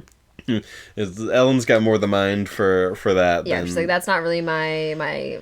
I'm gonna have to struggle with, because see the thing is that like I had a second there where I hesitated to say Vin because I was like, wait, is that the right one? Because I'm reading Wheel of Time again, and so the Vin Min issue again. Yeah. I was like, Vin. Yeah. That is the correct one. Yep. And so then they kind of finish up the chapter with being like, well, maybe you could talk to Yeoman and try the whole diplomacy thing. We could go to the ball. Yeah. That'll be fun. It's like, what do you mean go to the ball? Yeah. It's like, we'll just show up. Yeah. We're Mistborn. We can just do that. We can just show up, which is great. We're just going to go crash their party. Yep. Vin, did you just suggest that we attend a ball being held in the middle of a city we're besieging? Yes. Yep. Yes, I am. So that's the plan. And she's very upset because she didn't bring a ball gown. That's like the end of the thing is. Yeah. I'll have to dig up some good reading material for old time's sake. Suddenly, Vin grew pale. Something was wrong, Ellen sensed. But not with what he said. Something else. What is it? Assassins? Misspirits? Colas? I realized something. I can't go to a ball. I didn't bring a gown. Yeah. Yeah, see, I think, because he was thinking that, because we're in Ellen's head. Yes. Because we've actually been in Ellen's perspective recently. And he was thinking that, but I think in my head, like when I was listening to it, I thought that maybe he said those things, and then she was like, it's like, I realized something, I don't have a gown. Yeah, it's just kind of funny. But yeah, and that's the last thing. Yeah. The very last thing in the chapter. Chapter 28. Yeah. Chapter 29. So we are with Sazed, and they're getting to Urto. Right. Breeze. And they go and like talk with the citizen, right? Yep. Yeah, they have their little sort of parlay with him. I found that very interesting. I really liked their conversation with him. Yeah. Because it's like, because he's kind of right, you know? It's like, I don't remember all the exact like details of it and stuff, but it's like, isn't this shit what Kelsier said? Killing nobles and all that jazz? Yeah. And, like, it's like, it's a good thing that you sent a terraceman, because if you'd sent a noble, I would have just killed them immediately and sent their head back or whatever. Yep. Do you know what we've done to the noblemen in the city, terracemen? You've killed them, Sazed said quietly. As the survivor ordered, you claim to have been his companion before the fall, yet you serve one of the very noble houses he sought to overthrow. Doesn't that strike you as inconsistent, terraceman? And then he's like, Lord Kelsier accomplished his purpose in the death of Lord Ruler. Once that was achieved, peace. Peace, Quellion asked. Tell me, terraceman, did you ever hear the survivor speak of peace? No, Sazed admitted. Yeah. Yep. Yeah, it's one of those things where it's like he didn't speak of peace, but also he didn't, like, explicitly, it's like, yes, killing nobles was a big thing that he was about, and, like, overthrowing things. But then it's like, he still wanted things to be better for the Ska. Yep. And, like, what does better mean? And it's like, does that mean peace? And for him, no. Yep. But also for others, yes. Yep. And also, it's interesting because, like, so one of the things, right, is, like, I've been talking in, like, the previous episode and also some in this episode about, like, the ways in which, like, I kind of worry about, like, this end up being just sort of, like, a very, like, communism bad, but also it's not even really communism, and also it's just sort of, like, a weird whatever. But, like, like, sort of worrying about, like, how things are going to sort of end up. Yeah. But as I've kind of thought about it, I showed you a meme, which I thought was from the scene from Kangaroo Jack, but apparently it's a scene from some German show, also about a kangaroo, like a talking kangaroo, which is why I thought it was Kangaroo Jack, but it's like a gray kangaroo, and a Kangaroo Jack is like, more like a tan, whatever. And also the other one's like more furry. But there's like these memes where it's like, you or whatever, blank. It's like, oh, we can be friends, but then after that, this is difficult, Yeah. And it was specifically, it's like, because it was a meme, it's like, Russia after blah, blah, it's like, you a communist? I'm an anarchist. Great, we can be friends during the revolution. After that, it gets difficult. Yeah. And that's, to me, that's exactly what this book is. Insofar as it's like, we can be friends during the revolution, but after that, it gets difficult. Yeah. And it's like, this is the nuanced book of, like, Yeoman is a good man, according to... I'm just calling him Tolkien now. Yeah. I've forgotten what his actual... Slow Swift, I think. Slow Swift, yes. Yeah. It's like, it's just Tolkien now that you've told me. And it's so funny. Slow Swift is like, Yeoman's a good man. And, the Citizen has these, like, things that you're like, no, he's right. Like, this is what... When talking about justified true beliefs... Yeah. It's like... Hearing the survivor, like, when, Spook says at one point, when, this is maybe later, like, no, when Kelsier was talking to, like, Ska and whatever, he's talking about killing nobles, overthrowing the system in that way. Like, this, like, in a sense, this is in line with what Kelsier was talking about. Like, and also the nobility sucked. They were awful. Yep. And then you put one on the throne? What are you doing? Yeah. It's very, like, understandable. And it's, like, especially if you know of the ventures, like, by, like, reputation. Right? And then all of a sudden, Kelsier's people put a venture on, Because like... Orto where the ventures, like, come from? Yeah. And so, like, they fucking... Of anyone, they know Straff's, like, cruelty. Yeah. Right. And so it's like, and then his son is now on the throne, but they don't know. Yeah. They don't know Elend. They don't know Elend. And, like, it's understandable why they would think this way about him. Yeah. And it's like, a citizen isn't necessarily actually doing right by the people. Right. And he's like... And he's terrorizing the Ska by doing the whole, like, noble, like, it's...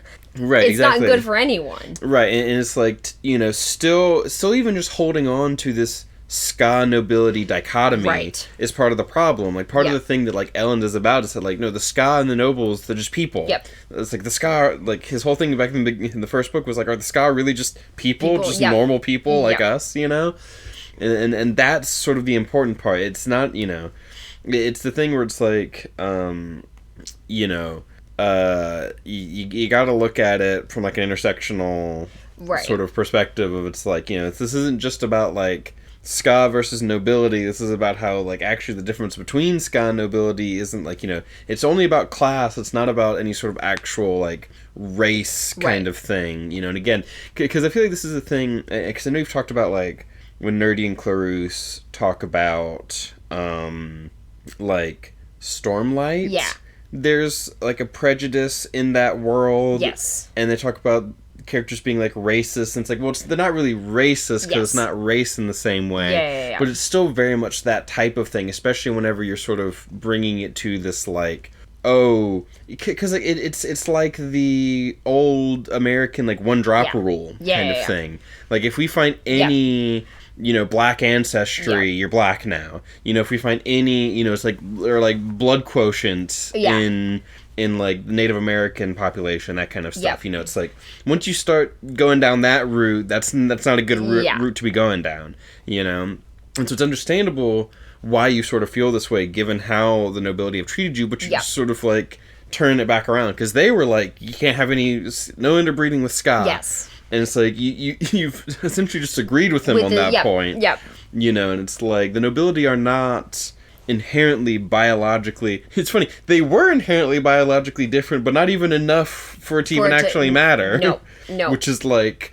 a weird wrinkle in it. It's really interesting, because, like, yes, there was actually a difference, but not enough to... but even if there was a difference, it didn't even, like, matter, essentially, which is kind of, like, an odd sort of, like, it didn't matter, and then it disappeared over time. Right, and which is it's like an odd little detail. It's such an interesting, specific little detail to include in there. Yeah. Where it's like, even if they are actually different, they weren't even different enough. Yeah. And I also know that, like, because also even a thing within, and, like, we're going to get more of this as it goes on, I'm sure, especially with stuff like the Kolos and the Khandra, is they're very different from people. You can, I am sure that you cannot, or I say I'm sure, I'm not actually sure, I'm going to immediately walk this back. I have the strong suspicion that a human could not, like, have children with a Khandra or a Kolos, for them to, like, just, breed together over time, get rid of the differences. But we're still having these questions of, like, the Kolos are like, we are humans and we are going to live in your cities. And, like, the Khandra, like, Vin in the last book, like, talks with Tensoon and, like, sort of forms this connection. And we're, like, seeing Khandra society and with Tensoon, seeing their, like, society and culture and seeing how they are people in that way. And so it's like we're very much getting this sort of like, even if you were like literally like so different as to be another species, it doesn't matter per se. And so especially the humans, Ska versus nobility, and like Terrace. Yep. Because also it's like he's like an interesting sort of third party. It's like a Terraceman. Like, where did Terraceman fit into your Ska versus noble shit? If it was a noble, you would have killed them, but you're willing to accept a Terraceman to come and sort of bargain because they're not a noble, but it's like they're not Ska either. Right. So like, how do you feel about that? It's very interesting. It's like. He has some stuff where it's like we should all like help each other, but he's also like being selfish, and he has allomancy, which means that he has noble ancestry, but he's not revealing that to people. He's like a hypocrite in that way, but he also has like some stuff that's like, well, it makes sense why you believe this way, and like having to sort of like face Kelsier's beliefs. Yes, we are the inheritors of Kelsier's beliefs, but also like these people also are. Yep. And so, like... he spread this all over the place. Like, he started a movement. So it's like, how do we sort of reconcile with that? And then, sort of coming up, we're going to be having diplomatic talks with Yeoman, who's, like, a good man, supposedly. And, like, how do we rectify that and whatnot? So it's like, this is the sort of... So it's gotten me a little bit more, like, being from, like, I'm hesitant to see where this goes, to being like, okay, like, we're... In the beginning... and I think I mentioned this to you before sometime, it's like, in the first two books, very obviously bad guys. Yeah. Lord Ruler, very obviously bad. Ellen's dad, very obviously just like a bad dude, right? But now we have some guys who are less sort of obviously just evil guys. Yeah.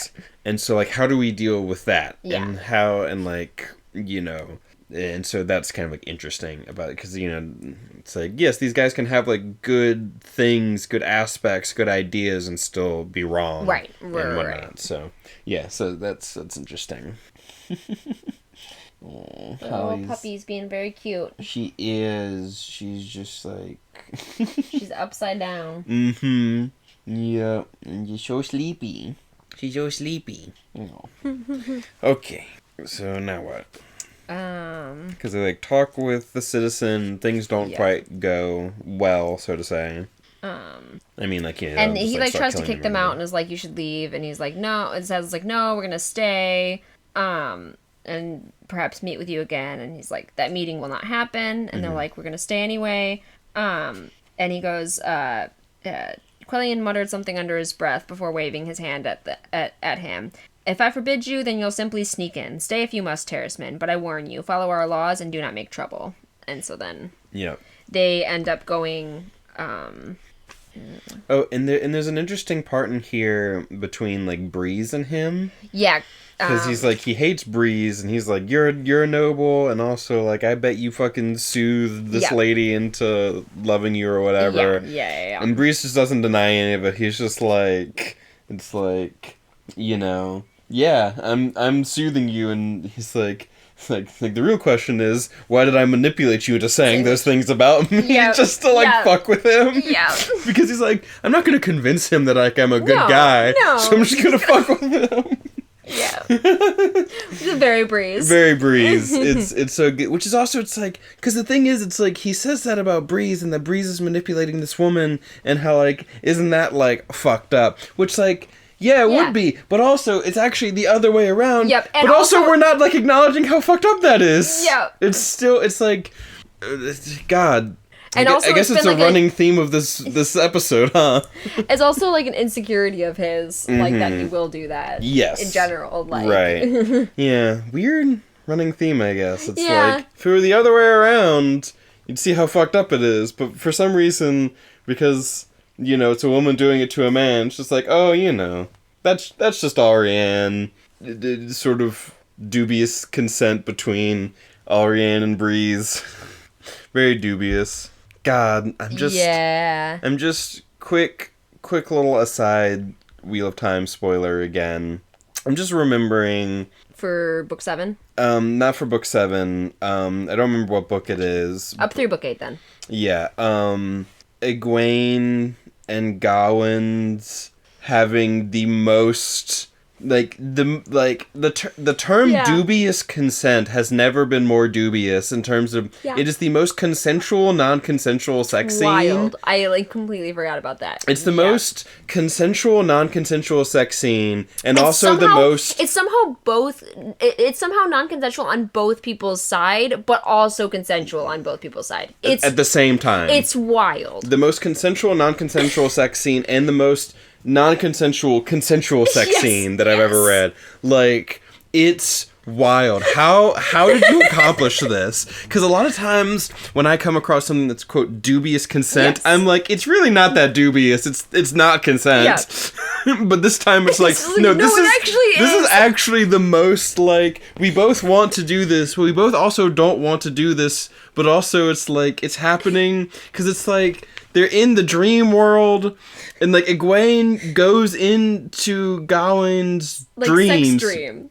Yes. Gawyn's having, like, a sex dream about Egwene, and Egwene shows up there. Like, Egwene uses her magic to go into his sex dream, and so, like, he's just having a sex dream. Yep. So it's that's all he knows. And that's all he knows. He doesn't know that, like, actual Egwene is now in his sex dream that he's having with her, and she, like, wants to do this with him, but also she's like, I shouldn't do this because it's like it's weird, and he's not actually like here, like he's not aware. Yeah, but she can't leave. No, she can't leave the dream. She can't leave the dream, but she does want to do this. But she's like, it's weird to do it this way during his dream when he doesn't know about it. So it's like, it's wild. It's wild. It's just like what is this? What is this?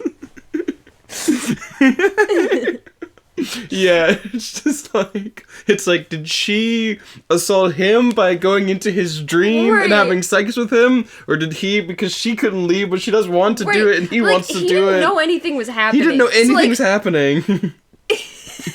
Yeah, it's just wild. It's so wild. Like, I just remember, like, reading this scene and being like, what? Yeah, just like contriving a way for them to do it, but without it. And, like, it's because Egwene's not married yet, and she's not really supposed to want to have sex in that way, and so this is a because Egwene and them grew up in that like purity culture and stuff. Which is frustrating sometimes to read because they grew up in, like, essentially our purity culture in this fantasy world. And so it makes sense because we're getting their perspective and that we're starting in their perspective from the sort of, like, a sort of place of familiarity in our own sort of purity culture. But then we're so rarely in the head of anyone else who's not from that purity culture. Like, I've recently been in Avienda's head in book 8, but she's not thinking about any of that stuff. It's like, So it's just, but anyway, wild scene, and I just, thought of it, and that's, and Wheel of Time spoilers for whatever book that was. I don't remember which book that is, but it's fucking wild. It was book 6 or 7 or something, I think. I don't know. Maybe it was in book 7, maybe it was in, like, book 6. Yeah. I don't know. But anyway. Probably book 7. I'm thinking. Yeah, because I don't remember what all happens, but it's not important. Yeah. What about this chapter? Right, that was just talking, because, like, talked about that because of Breeze and Alrian and stuff, and how he's talking about that. And so they finish their meeting with the citizen, and they go off. And do they then go, because they go to, like, the cache? The Spook or something? They start to travel there. It's the Ministry Canton of Inquisition is where the cache is. Right. It's like underneath it. And they like go there with Spook? Yeah. Like Spook like leads them there? Yeah. And is this when they're like... I think it's... Yeah, because like Spook's got it's like... the next chapter that we see him. Maybe it's not. Are they just like, we just gotta go like find the cache? Yeah, I think we're just finding it and seeing the water. We get the conversation later. Right. So we do see the water? Yeah. So, are we there with Spook? Yep. Okay. But, so, we're here, and then there's a chapter in between, and then we go back to Spook. Right, but is Spook in this chapter? Yes. Yeah. And so they see him with, like, the blindfold. Yes, they see him with the blindfold and everything. Yeah, because that's what I was trying to... Oh, okay, got you. To get at just right now. Got you. Yeah, but it's just like, like, they see him, like, with the blindfold, and they're like... What's up with that? Yep. And we begin Spook's not explaining things. Yes. Where he's just like not explaining his 10-eye shit. They're like, hey Spook, what's going on? Yep. Silence. Just like, okay. I love Spook, my dear boy. I knew you'd turn up eventually. Why the blindfold? Spook didn't answer the question. Instead, he turned, glancing at the burning flames of the bonfire. There seemed a tension to his posture. Yeah, he's just like, it's like, Spook, why aren't you talking about this? But Spook's in his mysterious arc. I love it. Because we already had in the previous thing the bit about, like, him and the lady. Yeah. And, like, because you and I have talked about that some recently. Yes. And how, like, I... change some of your like thoughts on it. It very much just came across as like creepy, and it just wasn't necessarily my favorite. But like, I'm like, see, but the thing is that Spook is just like, he's like, he's like, what would Kelsier do? Kelsier would do something cool and mysterious, and so he just like, I'm gonna walk up to her, say the first thing that comes to my mind, and then I'm gonna come back and say the second thing that comes to my mind, and the third, and just keep going and. Yep. Oh, I love it. Yeah, he's just like, because he's like 20 or something. Yeah. Spook's like 20 or something in this book. He's just like trying to be Kelsier, but trying to be cool and mysterious, but not right. Hitting. Because like it comes across as creepy. It's like, yeah, it is creepy, but I find it creepy in like a lame way, rather than like a creepy kind of way. And so it's just I think that's more fun. I like that more. Right, because it's just like Vin gets to be cool and it works for Vin when she's cool and mysterious. I'm gonna be cool and mysterious now. Gonna ask me about my blindfold? Looks dramatically at the fire, doesn't answer. Just like, okay, like, sure. Sure, Spook, whatever. Glad you're having a good time. Yep, that's just, I don't know. Spook's really funny to me in this, in the way that he's just like trying to be cool. And is also cool, because, like, the whole Tin Savant thing is cool, but it's also, like... Crazy. And now the pewter. And now he has pewter, and he's just gonna elect not to tell anyone about that, because why share information with your friends? It's more cool and mysterious if you don't. It's like, I have to think about it that way, or I'll just get mad at him. Yeah. Which I will still do anyway. That's fair. So then they could just go... They, like, open up the secret, like, area. And it's like, there's water. And, he forgets that he needs to light a lantern. Oh, yes. Oh, right. All right, lantern. Yeah. Yep, and so then they go down there, and there's a whole bunch of water. Where is it? Yep, just like the whole... I think the whole cavern is basically full of water. Yeah. And it's like, that's where the... It's like, well, that's where the water from the canals went. Yeah. Which, because I was wondering... Yeah. You know, it's like, are we going to get... like, how it's, like, empty canals and... Yeah, and Breeze is like, oh, yeah, they probably just, like, diverted the river somewhere, you know, I don't know. For some reason, you know, or something diverted its path or whatever. Yeah. There's earthquakes going on and shit, who knows. But then it's like, oh, nope, it's down here. Yeah. It got diverted down here. Yeah. Do they sort of explain why? No, not until we come back to it. Not until we come back to it. Okay. Yeah. So that's chapter 29. Yep. Alrighty. 30. So we're back with Elend. And we're getting ready for the ball. Right. Yeah. And it's like, oh, I got like a tailor to like fix up a dress, and it's like, oh, it's made from like one of the serving girls' dresses, and it's like, are these the kind of dresses we have the serving girls wear? This is really fancy. Where'd you get such a fancy dress? And then she's like, Mistborn are mysterious, and he's like, then I'm a Mistborn, and she's like, but see, and that's the thing, because we were talking about that. It's like Vince like, Mistborn we're very mysterious, and it's like, then I'm also a Mistborn. yeah. I love it's a mystery. We Mistborn are incredibly mysterious. I'm a Mistborn too, Vin. That doesn't make any sense. We Mistborn need not make sense. And it's like, it's beneath us. Come on, the sun's already down. Which is just like, because that feels like a joke. Yeah. Like she's making these like jokes, and it's like doing the whole mysterious thing, but like as like a bit with her husband. Well, like. He's because also Kelsey, or whenever he says that to Vin, it also feels like kind of a joke. Yeah. But like Spook's out here like doing it for real, like unironically. Yeah. And that's what makes it so funny. He just took it too seriously. And that's great. I love it. You know. That is fantastic. So yeah, we're preparing for the ball. You made me like Spook more. I'm glad. Which is great. I'm glad that I could do that. And so we're getting ready for the ball. Yeah. And then we're going to the ball. Just like Mistborn. Yep. Then they like around. jump there. Yep. They're Mistborn hopping around, doing their push and pull thing, being fairly obvious, right? Yeah. And then they just sort of like show up at the front steps. Yeah, they like drop down at like the entrance to like make a show of it, basically. Yep. And just like, yep, here we are, and they go up to the announcer guy. Yeah. He's like, Emperor Ellen Venture and whatnot. And it's like it's a power move. And it's funny because it's kind of like how Set showed up at the like the vote, and they're like, "What are you doing here?" Yeah. It's like, I'm making a bid for power, and then like Ellen and Vin show up at the ball. Like, what are you doing here? Yeah. We're here to negotiate. Dormammu, I'm here to bargain. It's from Doctor Strange. Did you ever see Doctor Strange? I have. Yeah. Dormammu, I saw the first two. Yes, yeah. I think I saw the first one. I don't know if I saw the second one. Yeah, I've seen the first two, but not because there's been a third now, hasn't there? Really? Pretty sure. No. I saw the first one and I liked it. It had it has like anime action.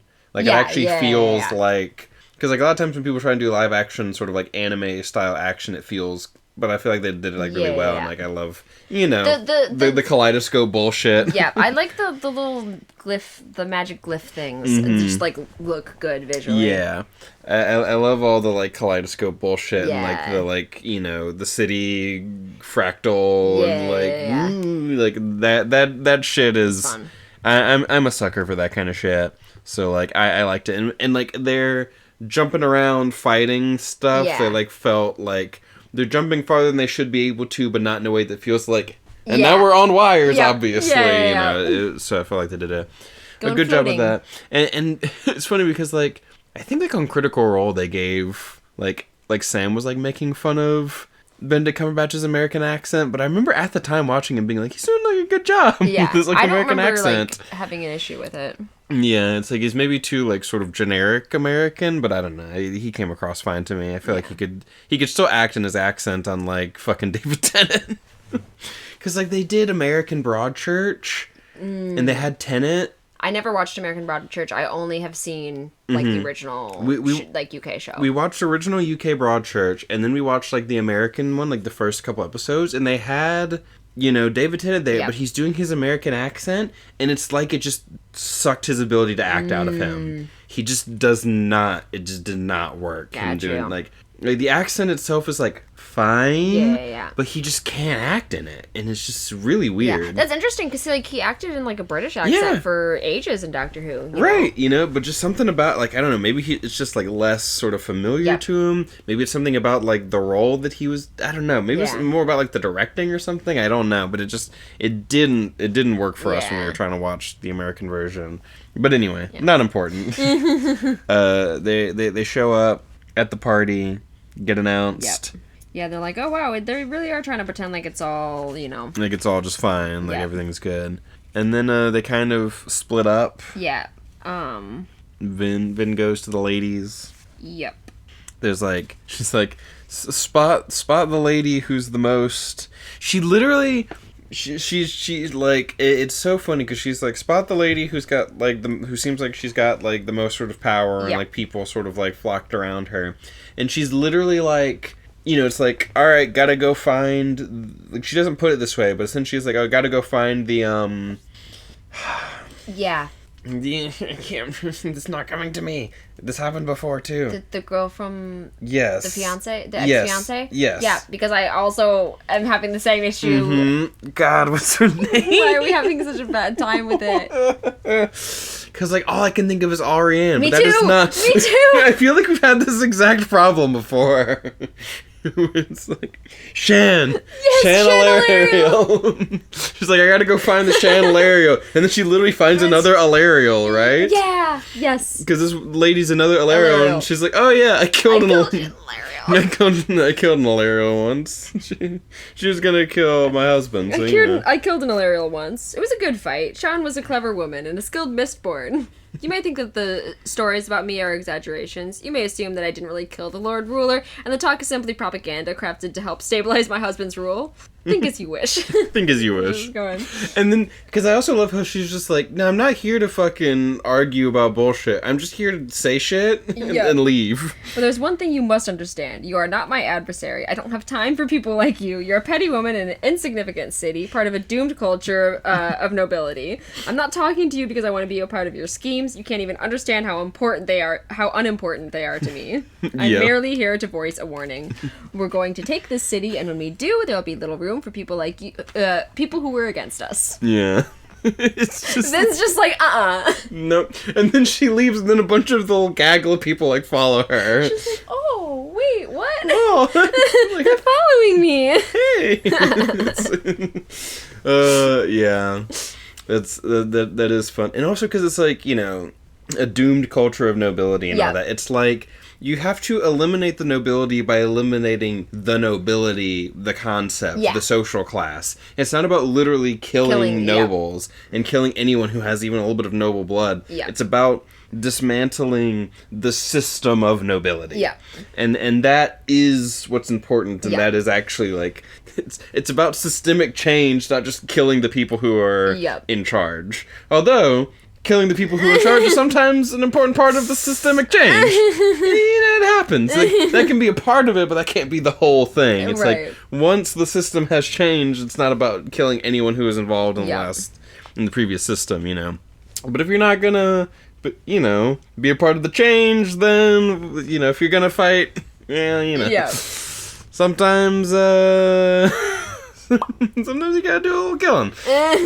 Sometimes you gotta kill the people in power. Yeah, Just, for the good of the system. Not like anything big has happened recently. Yeah, not that any, not that would be relevant to us and to our times right now or anything. God. But yeah, is there any sort of more from this chapter? I see that we're sort of kind of at the end. Yeah, I think we're at the end of it. Just, she expected the women to resent her, not listen to her. Just like the... Yeah. Yep, the ones who sort of follow the Ilarial groupies. Yeah. Kind of coming over to her, and that's it for chapter 30. Chapter 31. We're back with Sazed. Yes, we're with Sazed. And this is the conversation with Spook. Yes, is this chapter mostly just sort of that? Yep. Yeah. So this is Smeevca's little rant moment. I've already ranted so much to Straub sort of like off mic. There's probably going to be less now. There was a whole sort of thing. But it's like, I was getting sort of like annoyed. I've been getting kind of like annoyed with Sazed listening because it's like he's like not using his metal minds. And that kind of bugged me. And I'm like, why? And you're like, well, he's kind of just like given up. And I'm like, well, if he's given up, why is he doing any of this? Yeah. And it's like, I kind of get that he's like, what was bugging me with Sazed is like, he's not using his metal minds. Why? Yeah. That just felt like so, like, it's like, but they, like, yes, he's going through his, like, atheist phase. Yeah. But why does that also mean that he's not using his metal minds? Yeah. And not, like, interacting with that sort of part of his culture when it's like, this is demonstrably true and useful. But it's like, oh, well, he's kind of given up. It's like, well, then why is he doing any of this? Yeah. Why is he doing all this other stuff? Like, yeah, there's sort of some, like, I guess, like, kind of out of obligation. Yeah. But it's like, just... And the metal minds are like the most attached to like the like terrorists, right? Like that explicitly, and he is like kind of put down. He's like, they keep trying to like give him the leadership, and he's like, he doesn't want. Yeah, he doesn't want that, and also his sort of like his role in the terrorist sort of society and culture is like previously gone. Right, he feels. Yeah, he feels like it's gone, and also his sort of like stuff with the religion was tied to that, right. And so, but I'm sort of like, but the metal mind's just sort of like useful. I know. It just I think for him it just feels like I can't. It just is bad. I can't have. It near me, Right, and also it's just sort of like, I will do this thing because I have to, but I don't have to, like it or put in my full effort necessarily. In the beginning, he tried not to go on this whole trip. Yeah. Like, he was just like, I don't want to do this. Yeah. Like, can you, and Ellen was like, we could really use you, and that's the only reason why he went. Like, he was trying not to. Right, and so it's like, you sort of, like, help me kind of, like, come around a little bit on that sort of, like, aspect of Sazed and what he's going through and all that sort of stuff. But then he has this conversation with Spook. Yeah. And I'm still mad at Spook. That's fair enough. For his part of this conversation. Fair enough. Because Spook's like, hey, you know about, like, religions and stuff. I want to, like, ask you some stuff. But also, I'm not going to tell you literally anything about the actual experience that I had. like, I had an experience, like, an actual, like... I'm not going to tell you anything about how I saw Kelsier and how he talked to me and how he gave me the power to burn pewter. Yep. This thing, like, hey, you know that I am a misting. Yeah. Specifically, a tin misting. I am a tin eye, and I can only burn this one metal, and we all know this, and this has been well established. I am not a mistborn. I can burn pewter now, and that is a demonstrable thing that happens that I can do. And as far as I know, from the experience that I've had, that came from, like, Kelsier. Kelsier, like, appeared to me as, like, a spirit and talked to me and guided me and gave me the power to burn pewter, and I would like some guidance from you because you know things about religion, and maybe you could... help me understand this. No, it's just, tell me about, it's like, hey, I just want to talk to you about religion. What is it? You think Kelsier's, like, God, maybe? No. well, that's what they say around here, so, you know. Just not talking about it at all. Just like, yeah, I could tell you any of these specifics, any of these details about what actually literally happened, but no, I'm just gonna say some mysterious shit about, like, well, the people around here say, like, and I'm like, why is that what you went to? Like, if you're trying to actually convince him of some sort of thing, why is that what you went to? Not any of the actual fucking evidence about how you can burn pewter now. Right. Or even just, like, a specific account of, like, well, here's what I saw and what happened, so I just, like, some, you know, thought about that.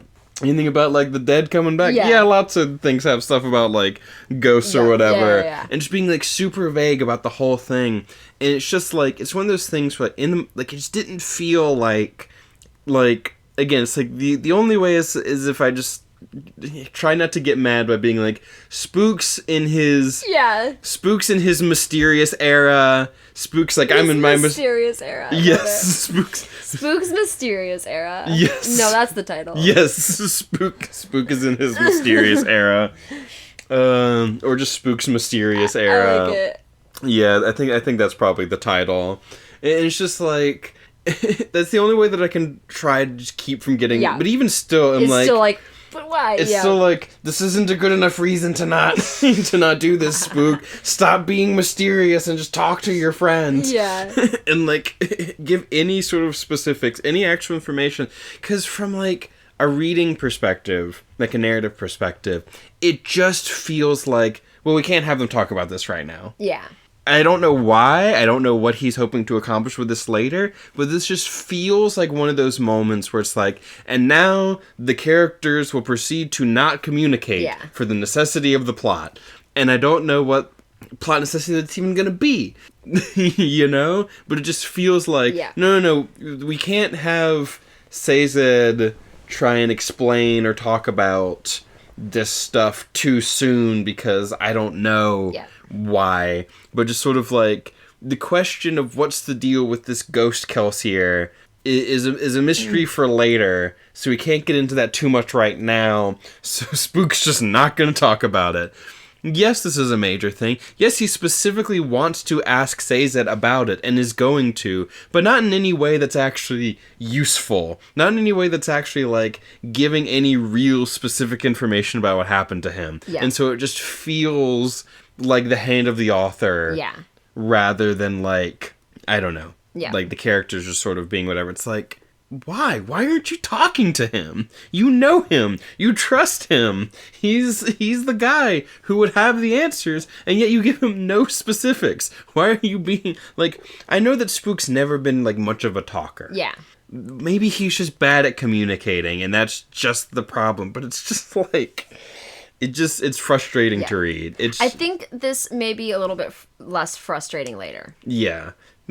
I hope. And that's just to give you a little bit of hope for it. Right. It's just one of those things, like, in the moment listening to it. That's fair enough. Like, even if it makes it less frustrating later, it's still frustrating. It's still frustrating in the moment to read. It just feels like it just feels like everyone's holding back for some reason. In this way that I find, like, annoying. And I was also getting kind of annoyed with some of Sazed's, like, atheism. Where it's like, it felt like and you also helped me with some of that, where it's like, when you're swinging, it is a very kind of juvenile like atheism, a juvenile, like, look through, because he's looking through both from anger and through, like, and, like, pain and, like, sort of a sense of almost, like, betrayal, because these religions didn't, like, help him any in this sort of tangible way. So it is that kind of, like, it's like I get that, but it's just, I think because Sazed himself is, like, I just feel like he should be more mature than that, in a way. Like, you know, his atheism is new and sort of, like, naive or, like, kind of juvenile in that way. But Sazed, the character, is a little older. Is just, like, never sort of came across that way. So it's like, so it feels weird that his atheism would end up being that kind of atheism, in a sense. Like, that's kind of how I felt reading it, is like, as someone who's studied religion so much, and, like, we've talked in these books about, like, atheism a little bit in the past, like, you've never done any of this? You've never done any of this thinking about, like, I don't know. Yeah. Because, like, you've always said that, like, oh, yes, they contradict and stuff. Like, you already knew that. You already knew that they were contradictory and that they had contradictory things in them. Yeah. But there was some other sort of truth to them. But now you're only concerned about their practical truth and not any of their sort of, like... Right. You know, sort of, like... societal, emotional sort of truth, you know, in the sense of it's like, even if this isn't literally true, it's supposed to be sort of parable, fable, morality. And a peek into what different cultures think. Yeah, like how different cultures think and what they believe and that sort of like anthropological stuff. That's all been thrown out the window now because like, at least Spook makes the one sort of astute observation as like, oh, this is because of Tyndall. Of Tyndall, and because she sort of believed that way, you're sort of like, in a sense, holding on to her by holding on to her belief about these religions, and she believed, and she sort of thought about them in this way, and so now you're doing that. And it's like, thank you, Spook, for saying that. Because everyone else has just been super unhelpfully just being like, well, why aren't you the religion person anymore? Yeah, it's like, but you're the religion guy. So you should, like, atheism, like, when Breeze. When Breeze was just like, oh, you know, atheism doesn't suit you, and it's like, well, that's not an answer. Right. You know, and so, like, I very much understand why Sazad's just, like, annoyed by that. Yeah. You know, and I'm like, thank you for actually, like, having that, but why can't you talk about anything else? Talk about anything else. Like, you say this one thing that's very, like, poignant and true, and then everything else you're just like, oh, I'm just not, I'm going to be very straightforward about this one thing, but everything else I'm going to be just like, I'm just going to dance around. And that just bugs me a little bit. Yeah, and so that's my rant about this chapter. I like, literally, like, I think I was, like, listening to this, like, when I came home one day, and then, like, you came in, and I just, like, took my earbuds out. Not and a fan. Yeah, and just started, like, ranting. About, like, why? Why is it like this? Yeah. So yeah, that's my rant about Spook and Spook and Sazad. And Sazad, yeah. I think the only thing left in this, like, chapter to talk about that we haven't, or whatever, because we mainly just gone through. Oh, right, because they're talking Electrum, about the metal. Yeah.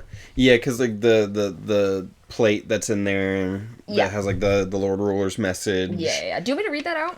Yeah. Yeah, I'll read that out. I want to talk about this real quick first. It's just that the reason why the water is down there. Right, it's like it filters. Because it's, like, filtered water by, like, going through. Yeah. And it's not up there with all the ash. Yeah, with all the ash and all that sort of stuff. It's like, you know, it's groundwater. It's, you know, or it's essentially been sort of made into groundwater where it's been, like, filtered through the layers of sediment, and so, like, you know, it probably has, like, minerals in it, but it's otherwise sort of been, like, filtered of other sort of particulates and stuff, so it's, like, clean, fresh drinking water that won't be contaminated by being up on the surface and stuff, so. Yeah, I've been meaning to sort of, to bring that up, too, so. And then... and then we get the Lord Ruler's little message. The plan is simple. When the power returns to the well, I will take it and make certain the thing remains trapped. And still I worry. It is proven far more clever than I had assumed, infecting my thoughts, making me see and feel things I do not wish to. Yeah. It is so subtle, so careful. I cannot see how it could cause my death, but still I worry. If I am dead, these caches will provide some measure of protection for my people. I fear what is coming, what might be. If you read this now, and I am gone, then I fear for you. Still, I will try to leave what help I can. There are metals of allomancy which I have shared with none. If you are a priest of mine working this cavern and reading these words, know that you will incur my wrath if you share this knowledge. However, if it is true that the force has returned and I am unable to deal with it, then perhaps knowledge of Electrum will give you some aid. My researchers have discovered that mixing an alloy of 45% gold and 55% silver creates a new allomantic metal. Burning it will not give you the power of atium, but it will provide some help against those who themselves burn it.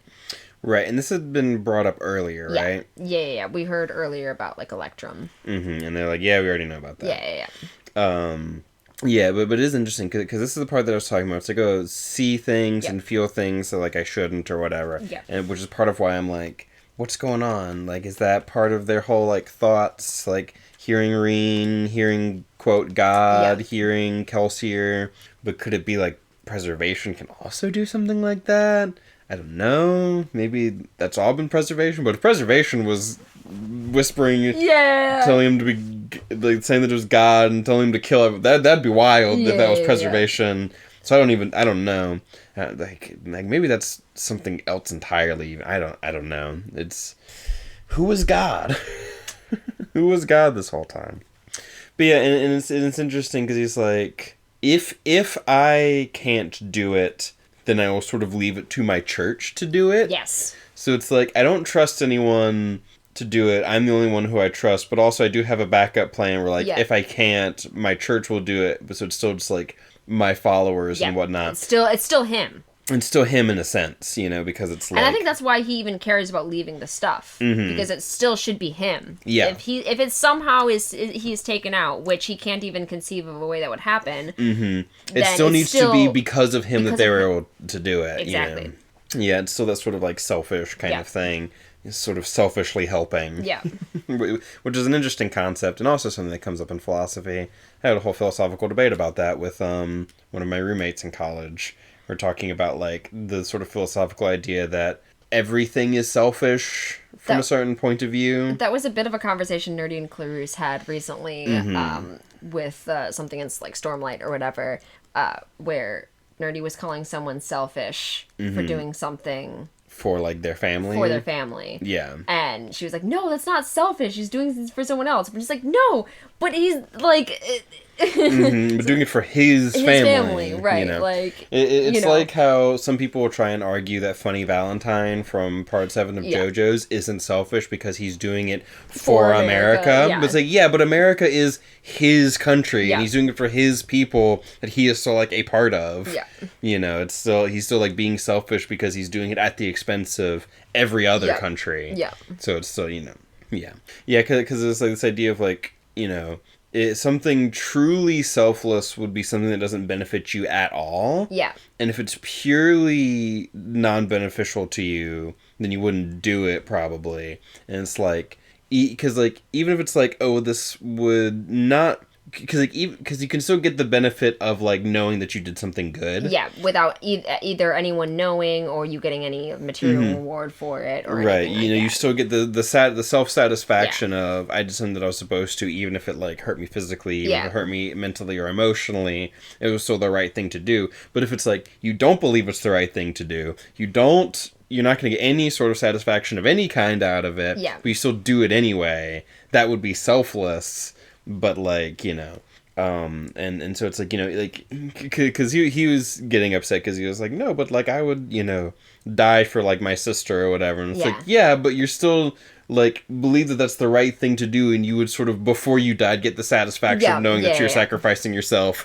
for this other person. And so, from a certain perspective, philosophically, you could argue that is selfish, but he didn't like that we were calling him selfish, so to say. That was a very similar issue that Nerd and Clears were having. It was like, she really had an issue with calling a specific character selfish, and it's like, it's okay that he's selfish, like, and that was a selfish accident. It's like, it's fine, that doesn't mean he's a bad person. in Fire Emblem Awakening, at least the English version, because I don't know, because sometimes these sorts of things get, like, changed in translation, two characters, one of my favorite characters, Henry, I believe, he's like a dark wizard kind of character, and he's always, like, super smiley and upbeat, but he's also like, blood! Got you, that's kind of part of his thing. It's like, and he has the philosophical viewpoint of there's no such thing as a truly selfless action. Got you, and yes, I'm helping you and doing good things, but I'm still doing it selfishly, essentially. And he's saying this to, like, this other character who's, like, a priest, who's like, trying to sort of argue against that. And it's very interesting. And the priest character, whenever I first saw him, I genuinely thought he was a woman. And I only later was like, oh, I guess you're supposed to be a man. The amount of times that I call Kurapika from Hunter x Hunter she, yeah, I Always. Almost always. It's so common. We need to watch more Hunter x Hunter. Watch more Hunter x Hunter. Because everyone always talks about the Chimera Ant arc, and I want to watch it because I want to know. I have not seen the Chimera Ant arc because I'm scared of endings and scared of sad things. Yeah. Sometimes. I don't, because I know there's is there not, because there's not any more of the anime? There is a little bit after. I know some spoilers, and I know some stuff that happens at the end of that arc or whatever. Yeah. Because I know the manga's still going. Yeah. Thinking about what you can and can't say. Right. Yeah. I don't like when characters split up who are supposed to be together. Is all you'll say. Is all I'll say. Yeah. And so I have a hard time. Yeah. Interesting. So. Yeah. I just know that, people talk a lot about the Chimera Ant arc. I've heard great things about it. Yeah. And everything. I'm literally right before the Chimera Ant arc is the last that I've watched. I've heard, in a sense, mixed things about the Chimera Ant arc. I've heard great things, or that it is great, but also some people... I think some people find it a bit long. Yeah, they find it kind of, long and kind of, slow or something, but I like long, slow things. I was saying that at work to one of my coworkers, and he was like, I also kind of feel that way. Into, slower things. Yeah. Which is why I like Wheel of Time. Yep. With its being long and slow. Yeah. Someone else in the group chat had, tried to read it, because, I think they, saw the show. Yeah. And, tried to read it, and they were like... no, it's not that I didn't... It's I didn't like his, writing style. Yeah. She tugged her braid. Yeah. I just remember that in the messages, I just didn't really like his writing style. She tugged her braid. Yeah. And it's that does happen a lot. And so the audiobook, when I listen to the Wheel of Time audiobooks, there's just, a channel out there that has, a bunch of them on YouTube. I'm not going to say the name of the channel, but I also couldn't because it's in a language that I don't know.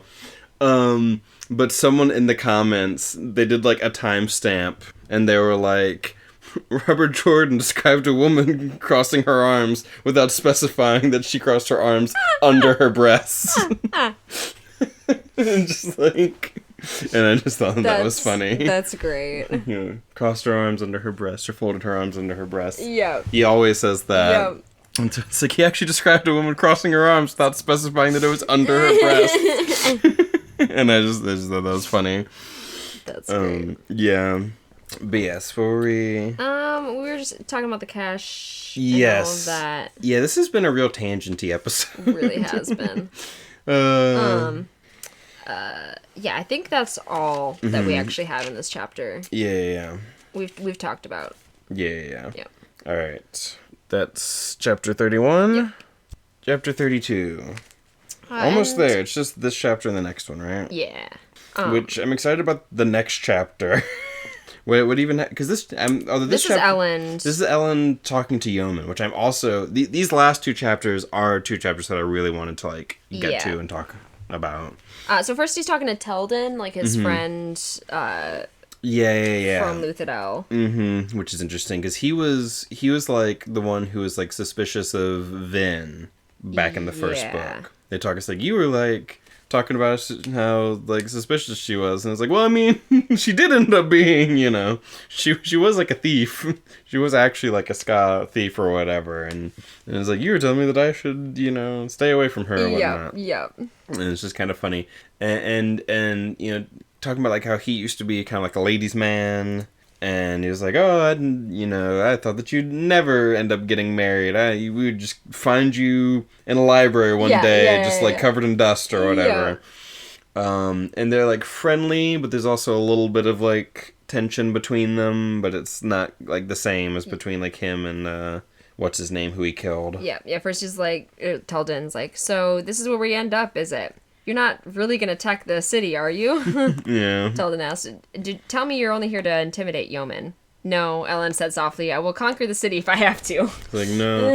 Although, see, and this is another thing where there's some things that I kind of would have liked Ellen to say that he didn't. Yeah. Some of them more minor, just little tiny things. But this one's I get that, but it's also, it's like, you know, he goes to like I don't want to. Yeah. It's like, I don't want, like, he does say, like, I will if I have to. Yeah.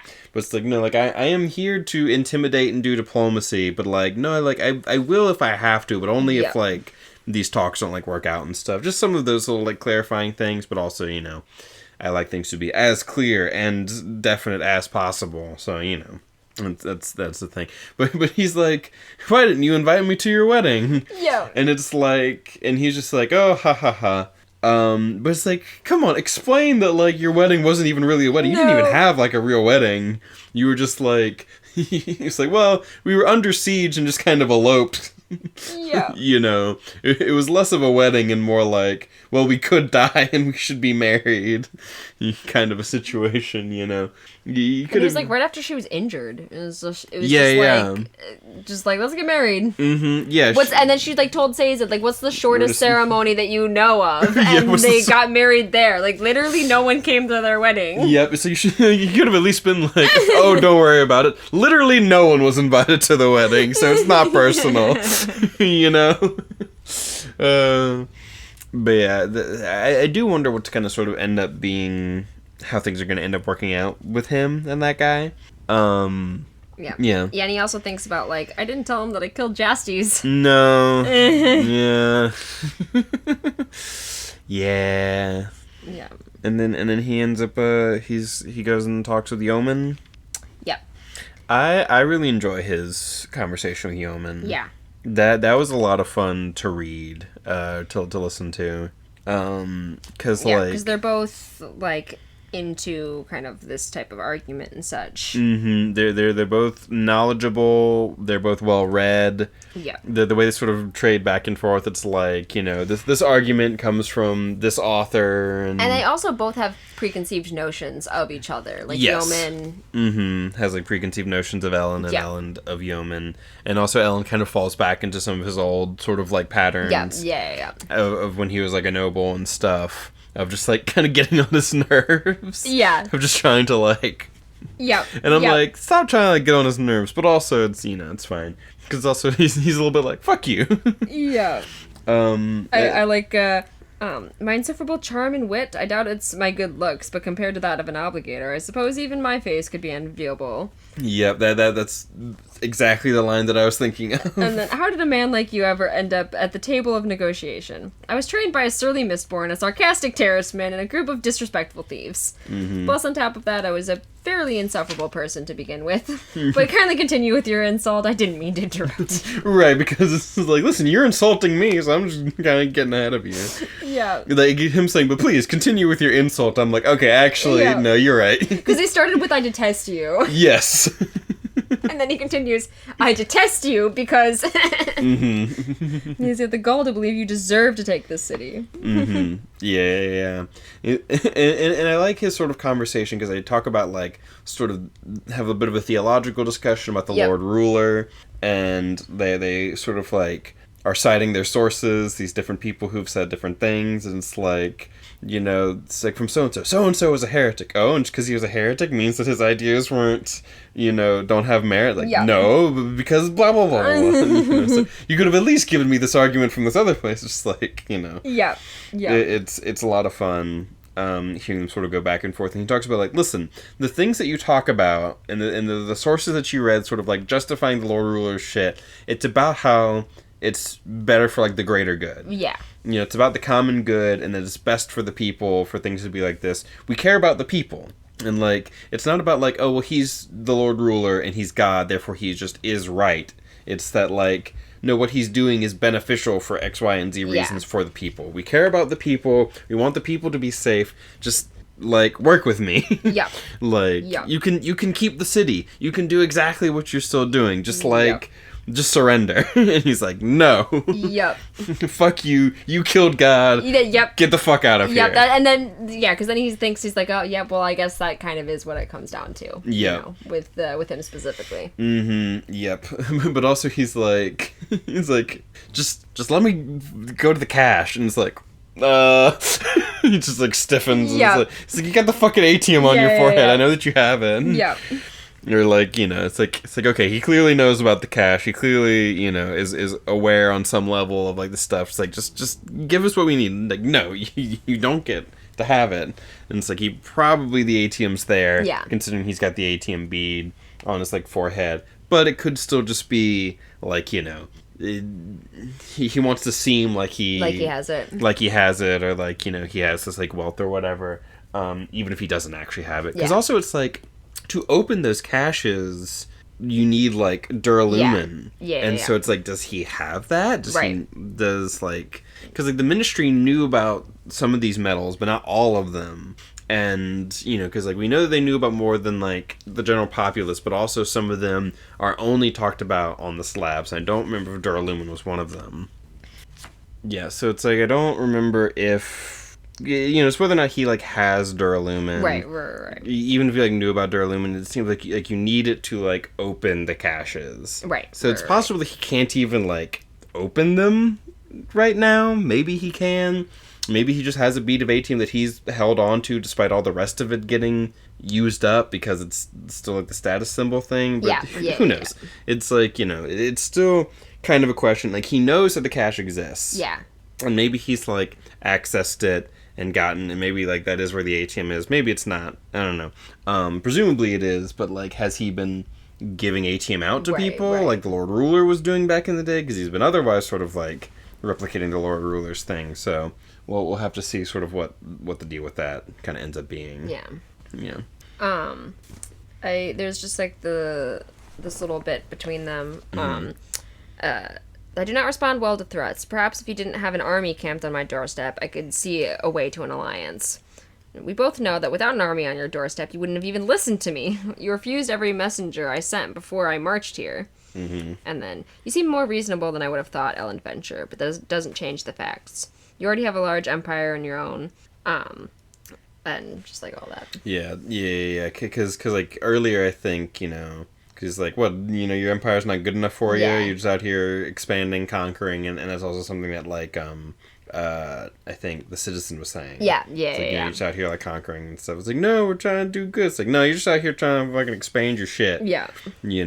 And it's understandable why people think that, because also that's a very, very much like how the Lord Ruler was, how the nobility are in general, but Ellen's not like the other nobility, and stuff like that. So it's a whole thing. I loved this whole conversation between them. I love hearing just like a little bit of like the theology sort of surrounding, because like you're doing theology, you're doing stuff talking about God, and God's literally just like a guy who you can go meet. Yep. He shows up at parties and stuff. We're doing like theology about him. It's wild. It's super interesting. And now he's dead. Now he's gone. Yep. And there's also like a little bit like kind of at the end of their conversation. You see, I don't care if you attacked me. It would be better for my people to fight and to die than to be ruled by the man who overthrew our God and destroyed our religion. Yep. And then that's how it has to be. It is. I can expect an attack in the morning then? Of course not, Ellen said, standing. Your soldiers aren't starved yet. I'll get back to you in a few months. Yeah. Our pup has stretched her way halfway onto... She's just sliding down onto our cushion. Yep. Yeah. We're like sitting on cushions like in front of a couch, essentially. And she's sliding down and further off of the couch and down onto Straub's cushion. I'll have to... That's right. That's right. Aw. Yeah. But, yeah. So, that's that part of the conversation. And then the chapter goes on with, like, Ellen and Vin, like, talking about, like, Ellen and Vin sort of meet back up, and they talk, and they decide to dance. Yeah. But also Ellen is like, hey, one of the servants, go get this book for me. Yeah. And then they sort of meet back up, and the thing is that Vin's had a bit of a, like, revelation about, like, her sort of, like, self in regards to, like, these balls, And it's like... She's like allowed to like both. Yeah. Allowed to be both. Right, you know, sort of like she's been struggling with the sort of like synthesis of like, you know, Valette versus Vin back in the day, and then like in the second book there's also kind of a bit of that, but less in those sort of terms. Yeah. But in this book she's really kind of like done that, and she's been and then, you know, whenever she's talking to Ellen, and Ellen's talking about how things went with the negotiation, talking about how he sort of was acting like his old self in some ways, and like, no, I need to be more kingly emperor kind of stuff. She's like, no, you can still be yourself. Yes, yeah. And also, like, you know, you've changed, but you're still yourself, and you and all this sort of stuff, and he's like, essentially kind of like, thanks. He's like, you know, she's like, he's not denying it. He's clearly not fully accepted it yet, but he's not like denying it. And like, you know, sort of like a step where it's like, you know, she expected him to kind of like argue, but he doesn't. And it's like, he so clearly hasn't fully accepted it, but he's not like, you know, immediately. Yeah, you know, which like, I get that, you know, sometimes it's like, I get what you're saying, but I can't fully be there yet, but like, I do get you, and like, you know, just instead of being like, no, I'm being like, you know, I'm working on it. And then dance. Yeah, and then they dance. Well, first he pulls out a book and starts reading, and she's like, you! Mm-hmm. How dare you? Yeah, it was like, it's our first dance. You know, and then like it's like they start dancing, and he like pulls out a book and starts reading while they're dancing. He's like, what the fuck are you doing? And gets like mad. And then it's like, what? You know, it's like... It's the book we read I was reading when we first met. Mm-hmm. And also it's like, you know, it's a reference to when we first met. And we didn't get to dance, and, you know, you refused the dance or whatever. And so if we had danced then, this is what I would have been doing. So, you know, and just like, it's almost sweet when you put it that way, but it's not that. Yeah. And it's just kind of cute. It's like, Vin, you should understand that this is a joke right now. Come on. It's a joke. Yeah. It's just a little bit of a goof. Yeah. But yeah, it's sweet. Yeah, and they dance, and they're using their pewter and stuff, so they're especially graceful and elegant, and they're like, oh, normally, you know, nobility try and hide that kind of stuff, but, you know, we're out here, like, showing off, and then they, like, are pushing, like... And then they, like, jump out the window. Yeah, they like, fly through the air and stuff, and then they, like, do an announcement, and then they, like, fly out, and they go off, you know. They make a whole big exit and whatnot. It's all dramatic and whatnot. And that's that chapter? Yeah. Chapter 32. Alrighty. Chapter 33. Yeah. We're back with Tensoon. I think this is the only Tensoon chapter we've had this section. It is. It has been. I've been like, oh wow, that's the yeah. They threw him in that briar patch. Yep, they did. And now he gets to be free. Because it's like, how is dog bones? And it's like, well, it's just sort of a matter of like, they're not used to it. Yep. They're not used to it. Dogs are like they're fast. Yep. As a wolfhound, he is very fast in a way that like humans aren't necessarily, but also these guys aren't used to like, you know, he was like, I had to like keep up with like Vin and stuff. Yep. And they haven't fucking even left their like their fucking home in forever. And have like brittle like or just like not good like shit for it, like bones for it. Right, because like literally the guy's got like, you know, crystal bones, and he like bites him. And I think like, Kanpar, right? Yeah, and he's like, that's what you get for being arrogant enough to have crystal bones. Yeah. Although before all hell breaks loose, there's a little bit of like the triome kind of stuff. And one of the first generation actually speaks. Yes. Which, like, has not happened. Yep, because Tensoon, you, first generation, how long will you sit in your comfortable home pretending that the world above doesn't exist? I think that if you ignore the problems, they won't affect you. And then keeps going. And then a voice, soft, scratchy, and very tired, spoke from above. Proceed, Kanpar. And everyone's, like, shocked because the first generation haven't, like, spoken to anyone except the second generation in forever. Or, like, they haven't spoken in front of anyone except the second generation forever. And Tensoon's, like, he's like, I knew them. So, like, I'm not, like, awed by, like, him, but, like, by them, like, speaking and stuff. Like, I knew them, helped write the contract and everything. And then... No, he wasn't odd. He was just disappointed. Yep. And it's like, well, time to leave. Time to skedaddle. And he's also like, I've been doing this long enough. I know how to like pack strong muscle into this body and whatnot. And it's like I had to keep up with fucking Mistborn ass Vin for a long time. I've been training, essentially. Yep. I also love, honestly, what kind of vain fool wears a true body made of crystal? Yep. And there's a thing about, like, they keep mentioning like, these gifts, and the gifts are like physical things, because he like stole a gift from Orsur. This jump wouldn't have impressed Vin. Tensu no longer had the blessing of potency he'd stolen from Orsur. Right. It's like, what is that? And he talked about the other ones having... Because he talks about, like, the blessing of potency, like, glittering in someone's shoulder or something at some point. Either in this chapter or previous one. Like, what are these blessings? Like, please, explain. You know? Yeah, it's... Yeah, Yeah. Wait. Hmm? What? Wait. No. Oh my god. The guy. What guy?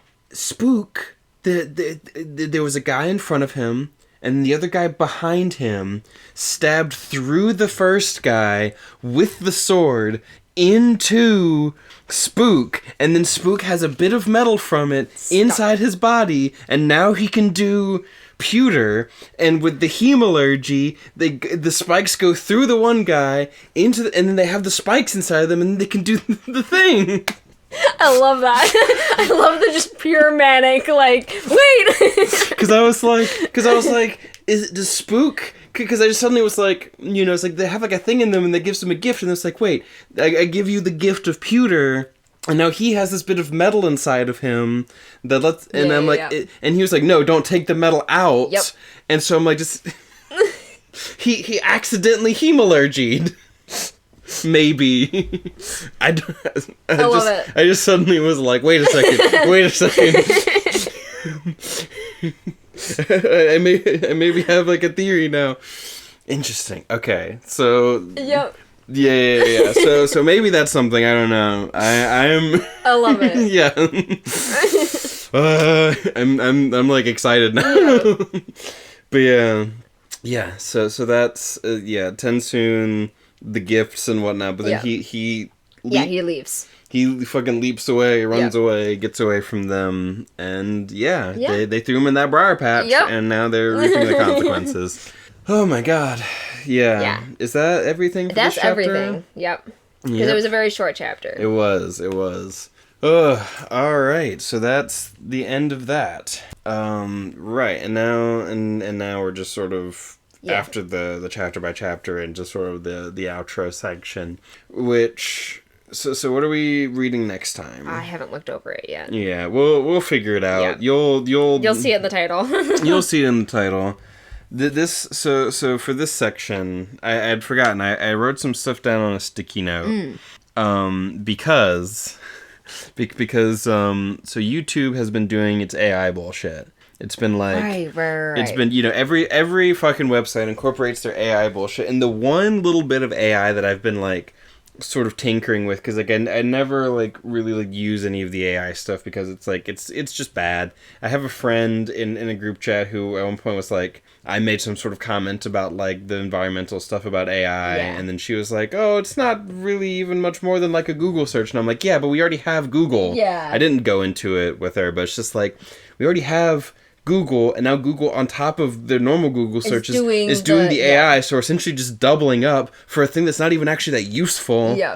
And so it's like, it's still using up more energy than is necessary, and it's still just like, it's still bad. Anyway, but the only thing that I've actually been like, you know, like playing with a little bit is because like I started seeing on YouTube this like little AI thing, and you can click on it and it's like, you can ask it to summarize the video. And so I've been having to do that occasionally just to see how it, like, does, because it often makes some sort of, like, weird little mistakes. It'll give timestamps that are just absurd.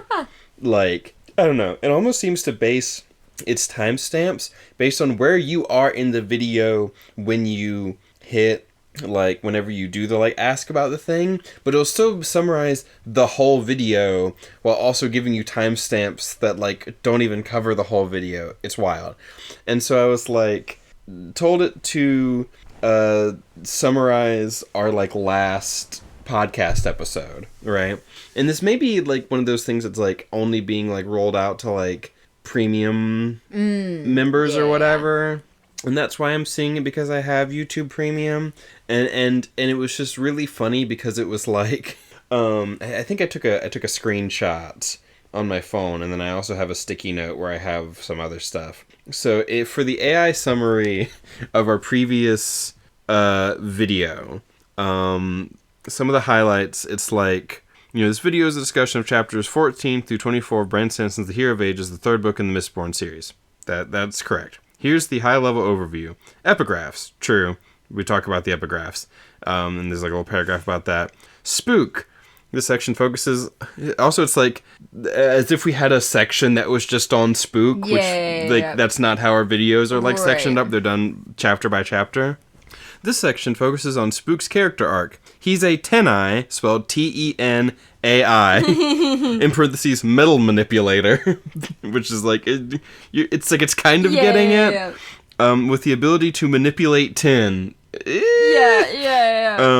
Which enhances his senses to the point of hypervigilance, sure. His trauma response, stemming from his inability to save his brother clubs, is highlighted. It's like, yes, his brother clubs. We all know Spook's brother clubs. And then the mist, talks about that, blah, blah, blah. And then one of the little sections, one of the bullet points it has, the terrorists. The video discusses the group of terrorists in the book who are led by S-A-E-T? Sayet? Maybe? I think it's it getting confused about Sazed. Yeah. Their motivations, beliefs, and methods are examined, which... And I'm like, the terrorists? I was also very confused when you showed it to me. I couldn't figure it out. I was very confused. And then the pits of Hathsin. The discussion revolves around the pits, where the terrorists are imprisoned, and their significance in the story. Which it's like, we didn't even talk that much about the terrorist men and the pits of Hathsin in that episode. And also they're not being imprisoned there, they're living there. No, they're just living there. But it's like, it got terrorist men into terrorists. And so then because it's talking about terrorists, obviously we're talking about them being imprisoned, not just living there. Because AI is just about like predicting what word comes next. So if we're talking about terrorists, then like imprisonment would be like a related thing that would be in its sort of like probability to come up with or whatever. It's just crazy. The Conra. C-O-N-R-A, the Conra. The video delves into the nature of the Khandra, which it got right that time. Conra and then Khandra in the same little paragraph. And their relationship to the mist, the Lord Ruler, and preservation. The Khandra's blessings, including potency and presence, are explored. So that's all true stuff that we talked about. Kelsier, spelled with 2 L's. The video examines the return of Kelsier, who died in the previous book, and how his presence continues to affect the story. Which is just like, he died so long ago. But it's like, in the previous book, which like, it was, but that kind of makes it sound like it means like the immediately previous one. The overall theme of the video is the exploration of themes and character development within the Hero of Ages. And it's like, it gets some things, but then just like some of the mistakes it make are just wild. Are just like, what really got me and why I really wanted to share it was just terrorists being terrorists. That really just like tickled me. And then there's like a whole section in the YouTube backend now where it's like AI suggestions for like videos that you should do. And so I wrote them down on a sticky note. Analyzing Vin's character arc across the series. Fair enough. Exploring the parallels between allomancy and real-world powers. What real-world powers? What do you mean by that? And if you click on it, it gives you some more AI-generated nonsense. Basically suggesting that you just talk about the connections of allomancy to real science, which is like, I guess you could talk about magnetism? Just as like a concept, but... the impact of Kelsier's death on the series' direction, which is like how did the series direction change when Kelsier died? Right. It's like, well, that was like the first book, and it happened right at like the end of the book, and it was like a whole thing. But it's like, sure, comparing and contrasting the villains of each book. I actually literally did that in this video. So it's like, hey. That was a little sneeze. Little puppy sneeze. So good on you. I actually did literally compare and contrast the villains of the arcs. Examining the themes of power and freedom in Mistborn, which again, yes, relevant, but it's like there'll be things, they're relevant, but they're also really vague, and then anytime it tries to actually get specific, it's often wrong and just misunderstands. It's just like... The AI stuff is just like, it's so silly. Yeah, it's so just like hit or miss, I don't know. Right, it's just one of those things where it's like, and then whenever it does hit, it hits in the most like vague way possible. Right. It like, we've essentially created...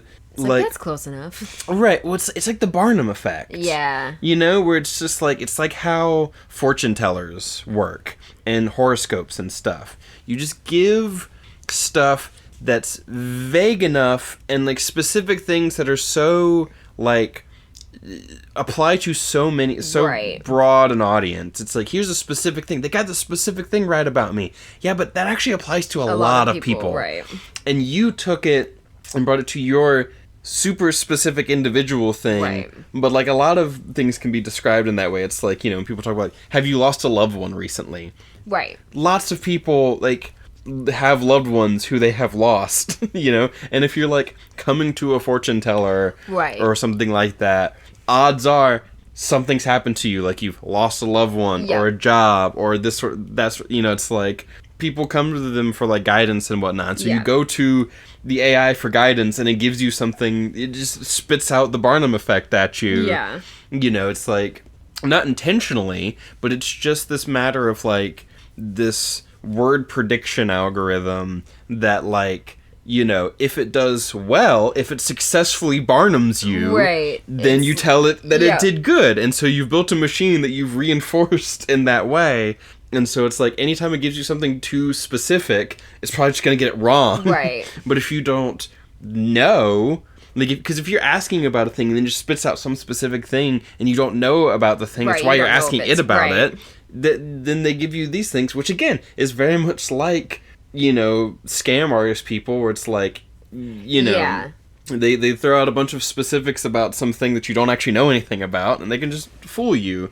You know, you give a bunch of tech mumbo about, you know, cryptocurrency, and you convince people who don't know anything about it that it's super good, and it's like, it's crypto, it's super secure, it's, you know, you can blah blah blah, you get onto all the technical stuff, but it's like, well, it's not actually even that secure, because it's like, you know, because it's so susceptible to these like social attacks, and also it's not anonymous, it's pseudonymous. The moment that you it's like, connected in any way, then the moment that like because these things can all be tracked to you as soon as you connect these series of transactions to something that like actually like has your name to it, suddenly all the rest of your transactions are suddenly just like available to be seen. That's how like you can tell, like, you know, with certain, because like it's how like Sam Bankman-Fried and stuff, like some of his stuff, like a lot of people like like Dan Olson talks about like when that in this high profile like first like, you know, oh, the original copies of these memes got sold, we can like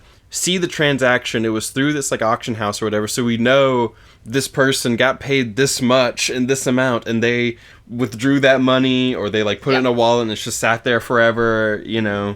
Like the timing of it, like everything. It's just like, if you just have like just a little bit of information, you can just like deduce all the rest of it. And but like they don't want to tell you that part, you know. It's super secure because, you know, the blockchain and all this sort of like techno mumbo jumbo, and even if some of it's not even like really right, you know, it's, you know, because like if you're just like it's all just a bunch of nonsense. But I wanted to share because I thought that it was fun. I thought it was a little bit of fun, interesting, like here's what the AI had to say about our videos, and so I thought I'd bring it up. But that's the end of this video. Just a little fun thing to end it out. You know, next time we'll be reading whatever part we're reading. This has been Let's Talk About Book. It has been Let's Talk About Book, and we might get some barking at the end of this episode here. Maybe. But yeah, now you can go forth and think about book on your own time. Have a very lovely whatever time it is. Have a lovely day. Bye. Bye.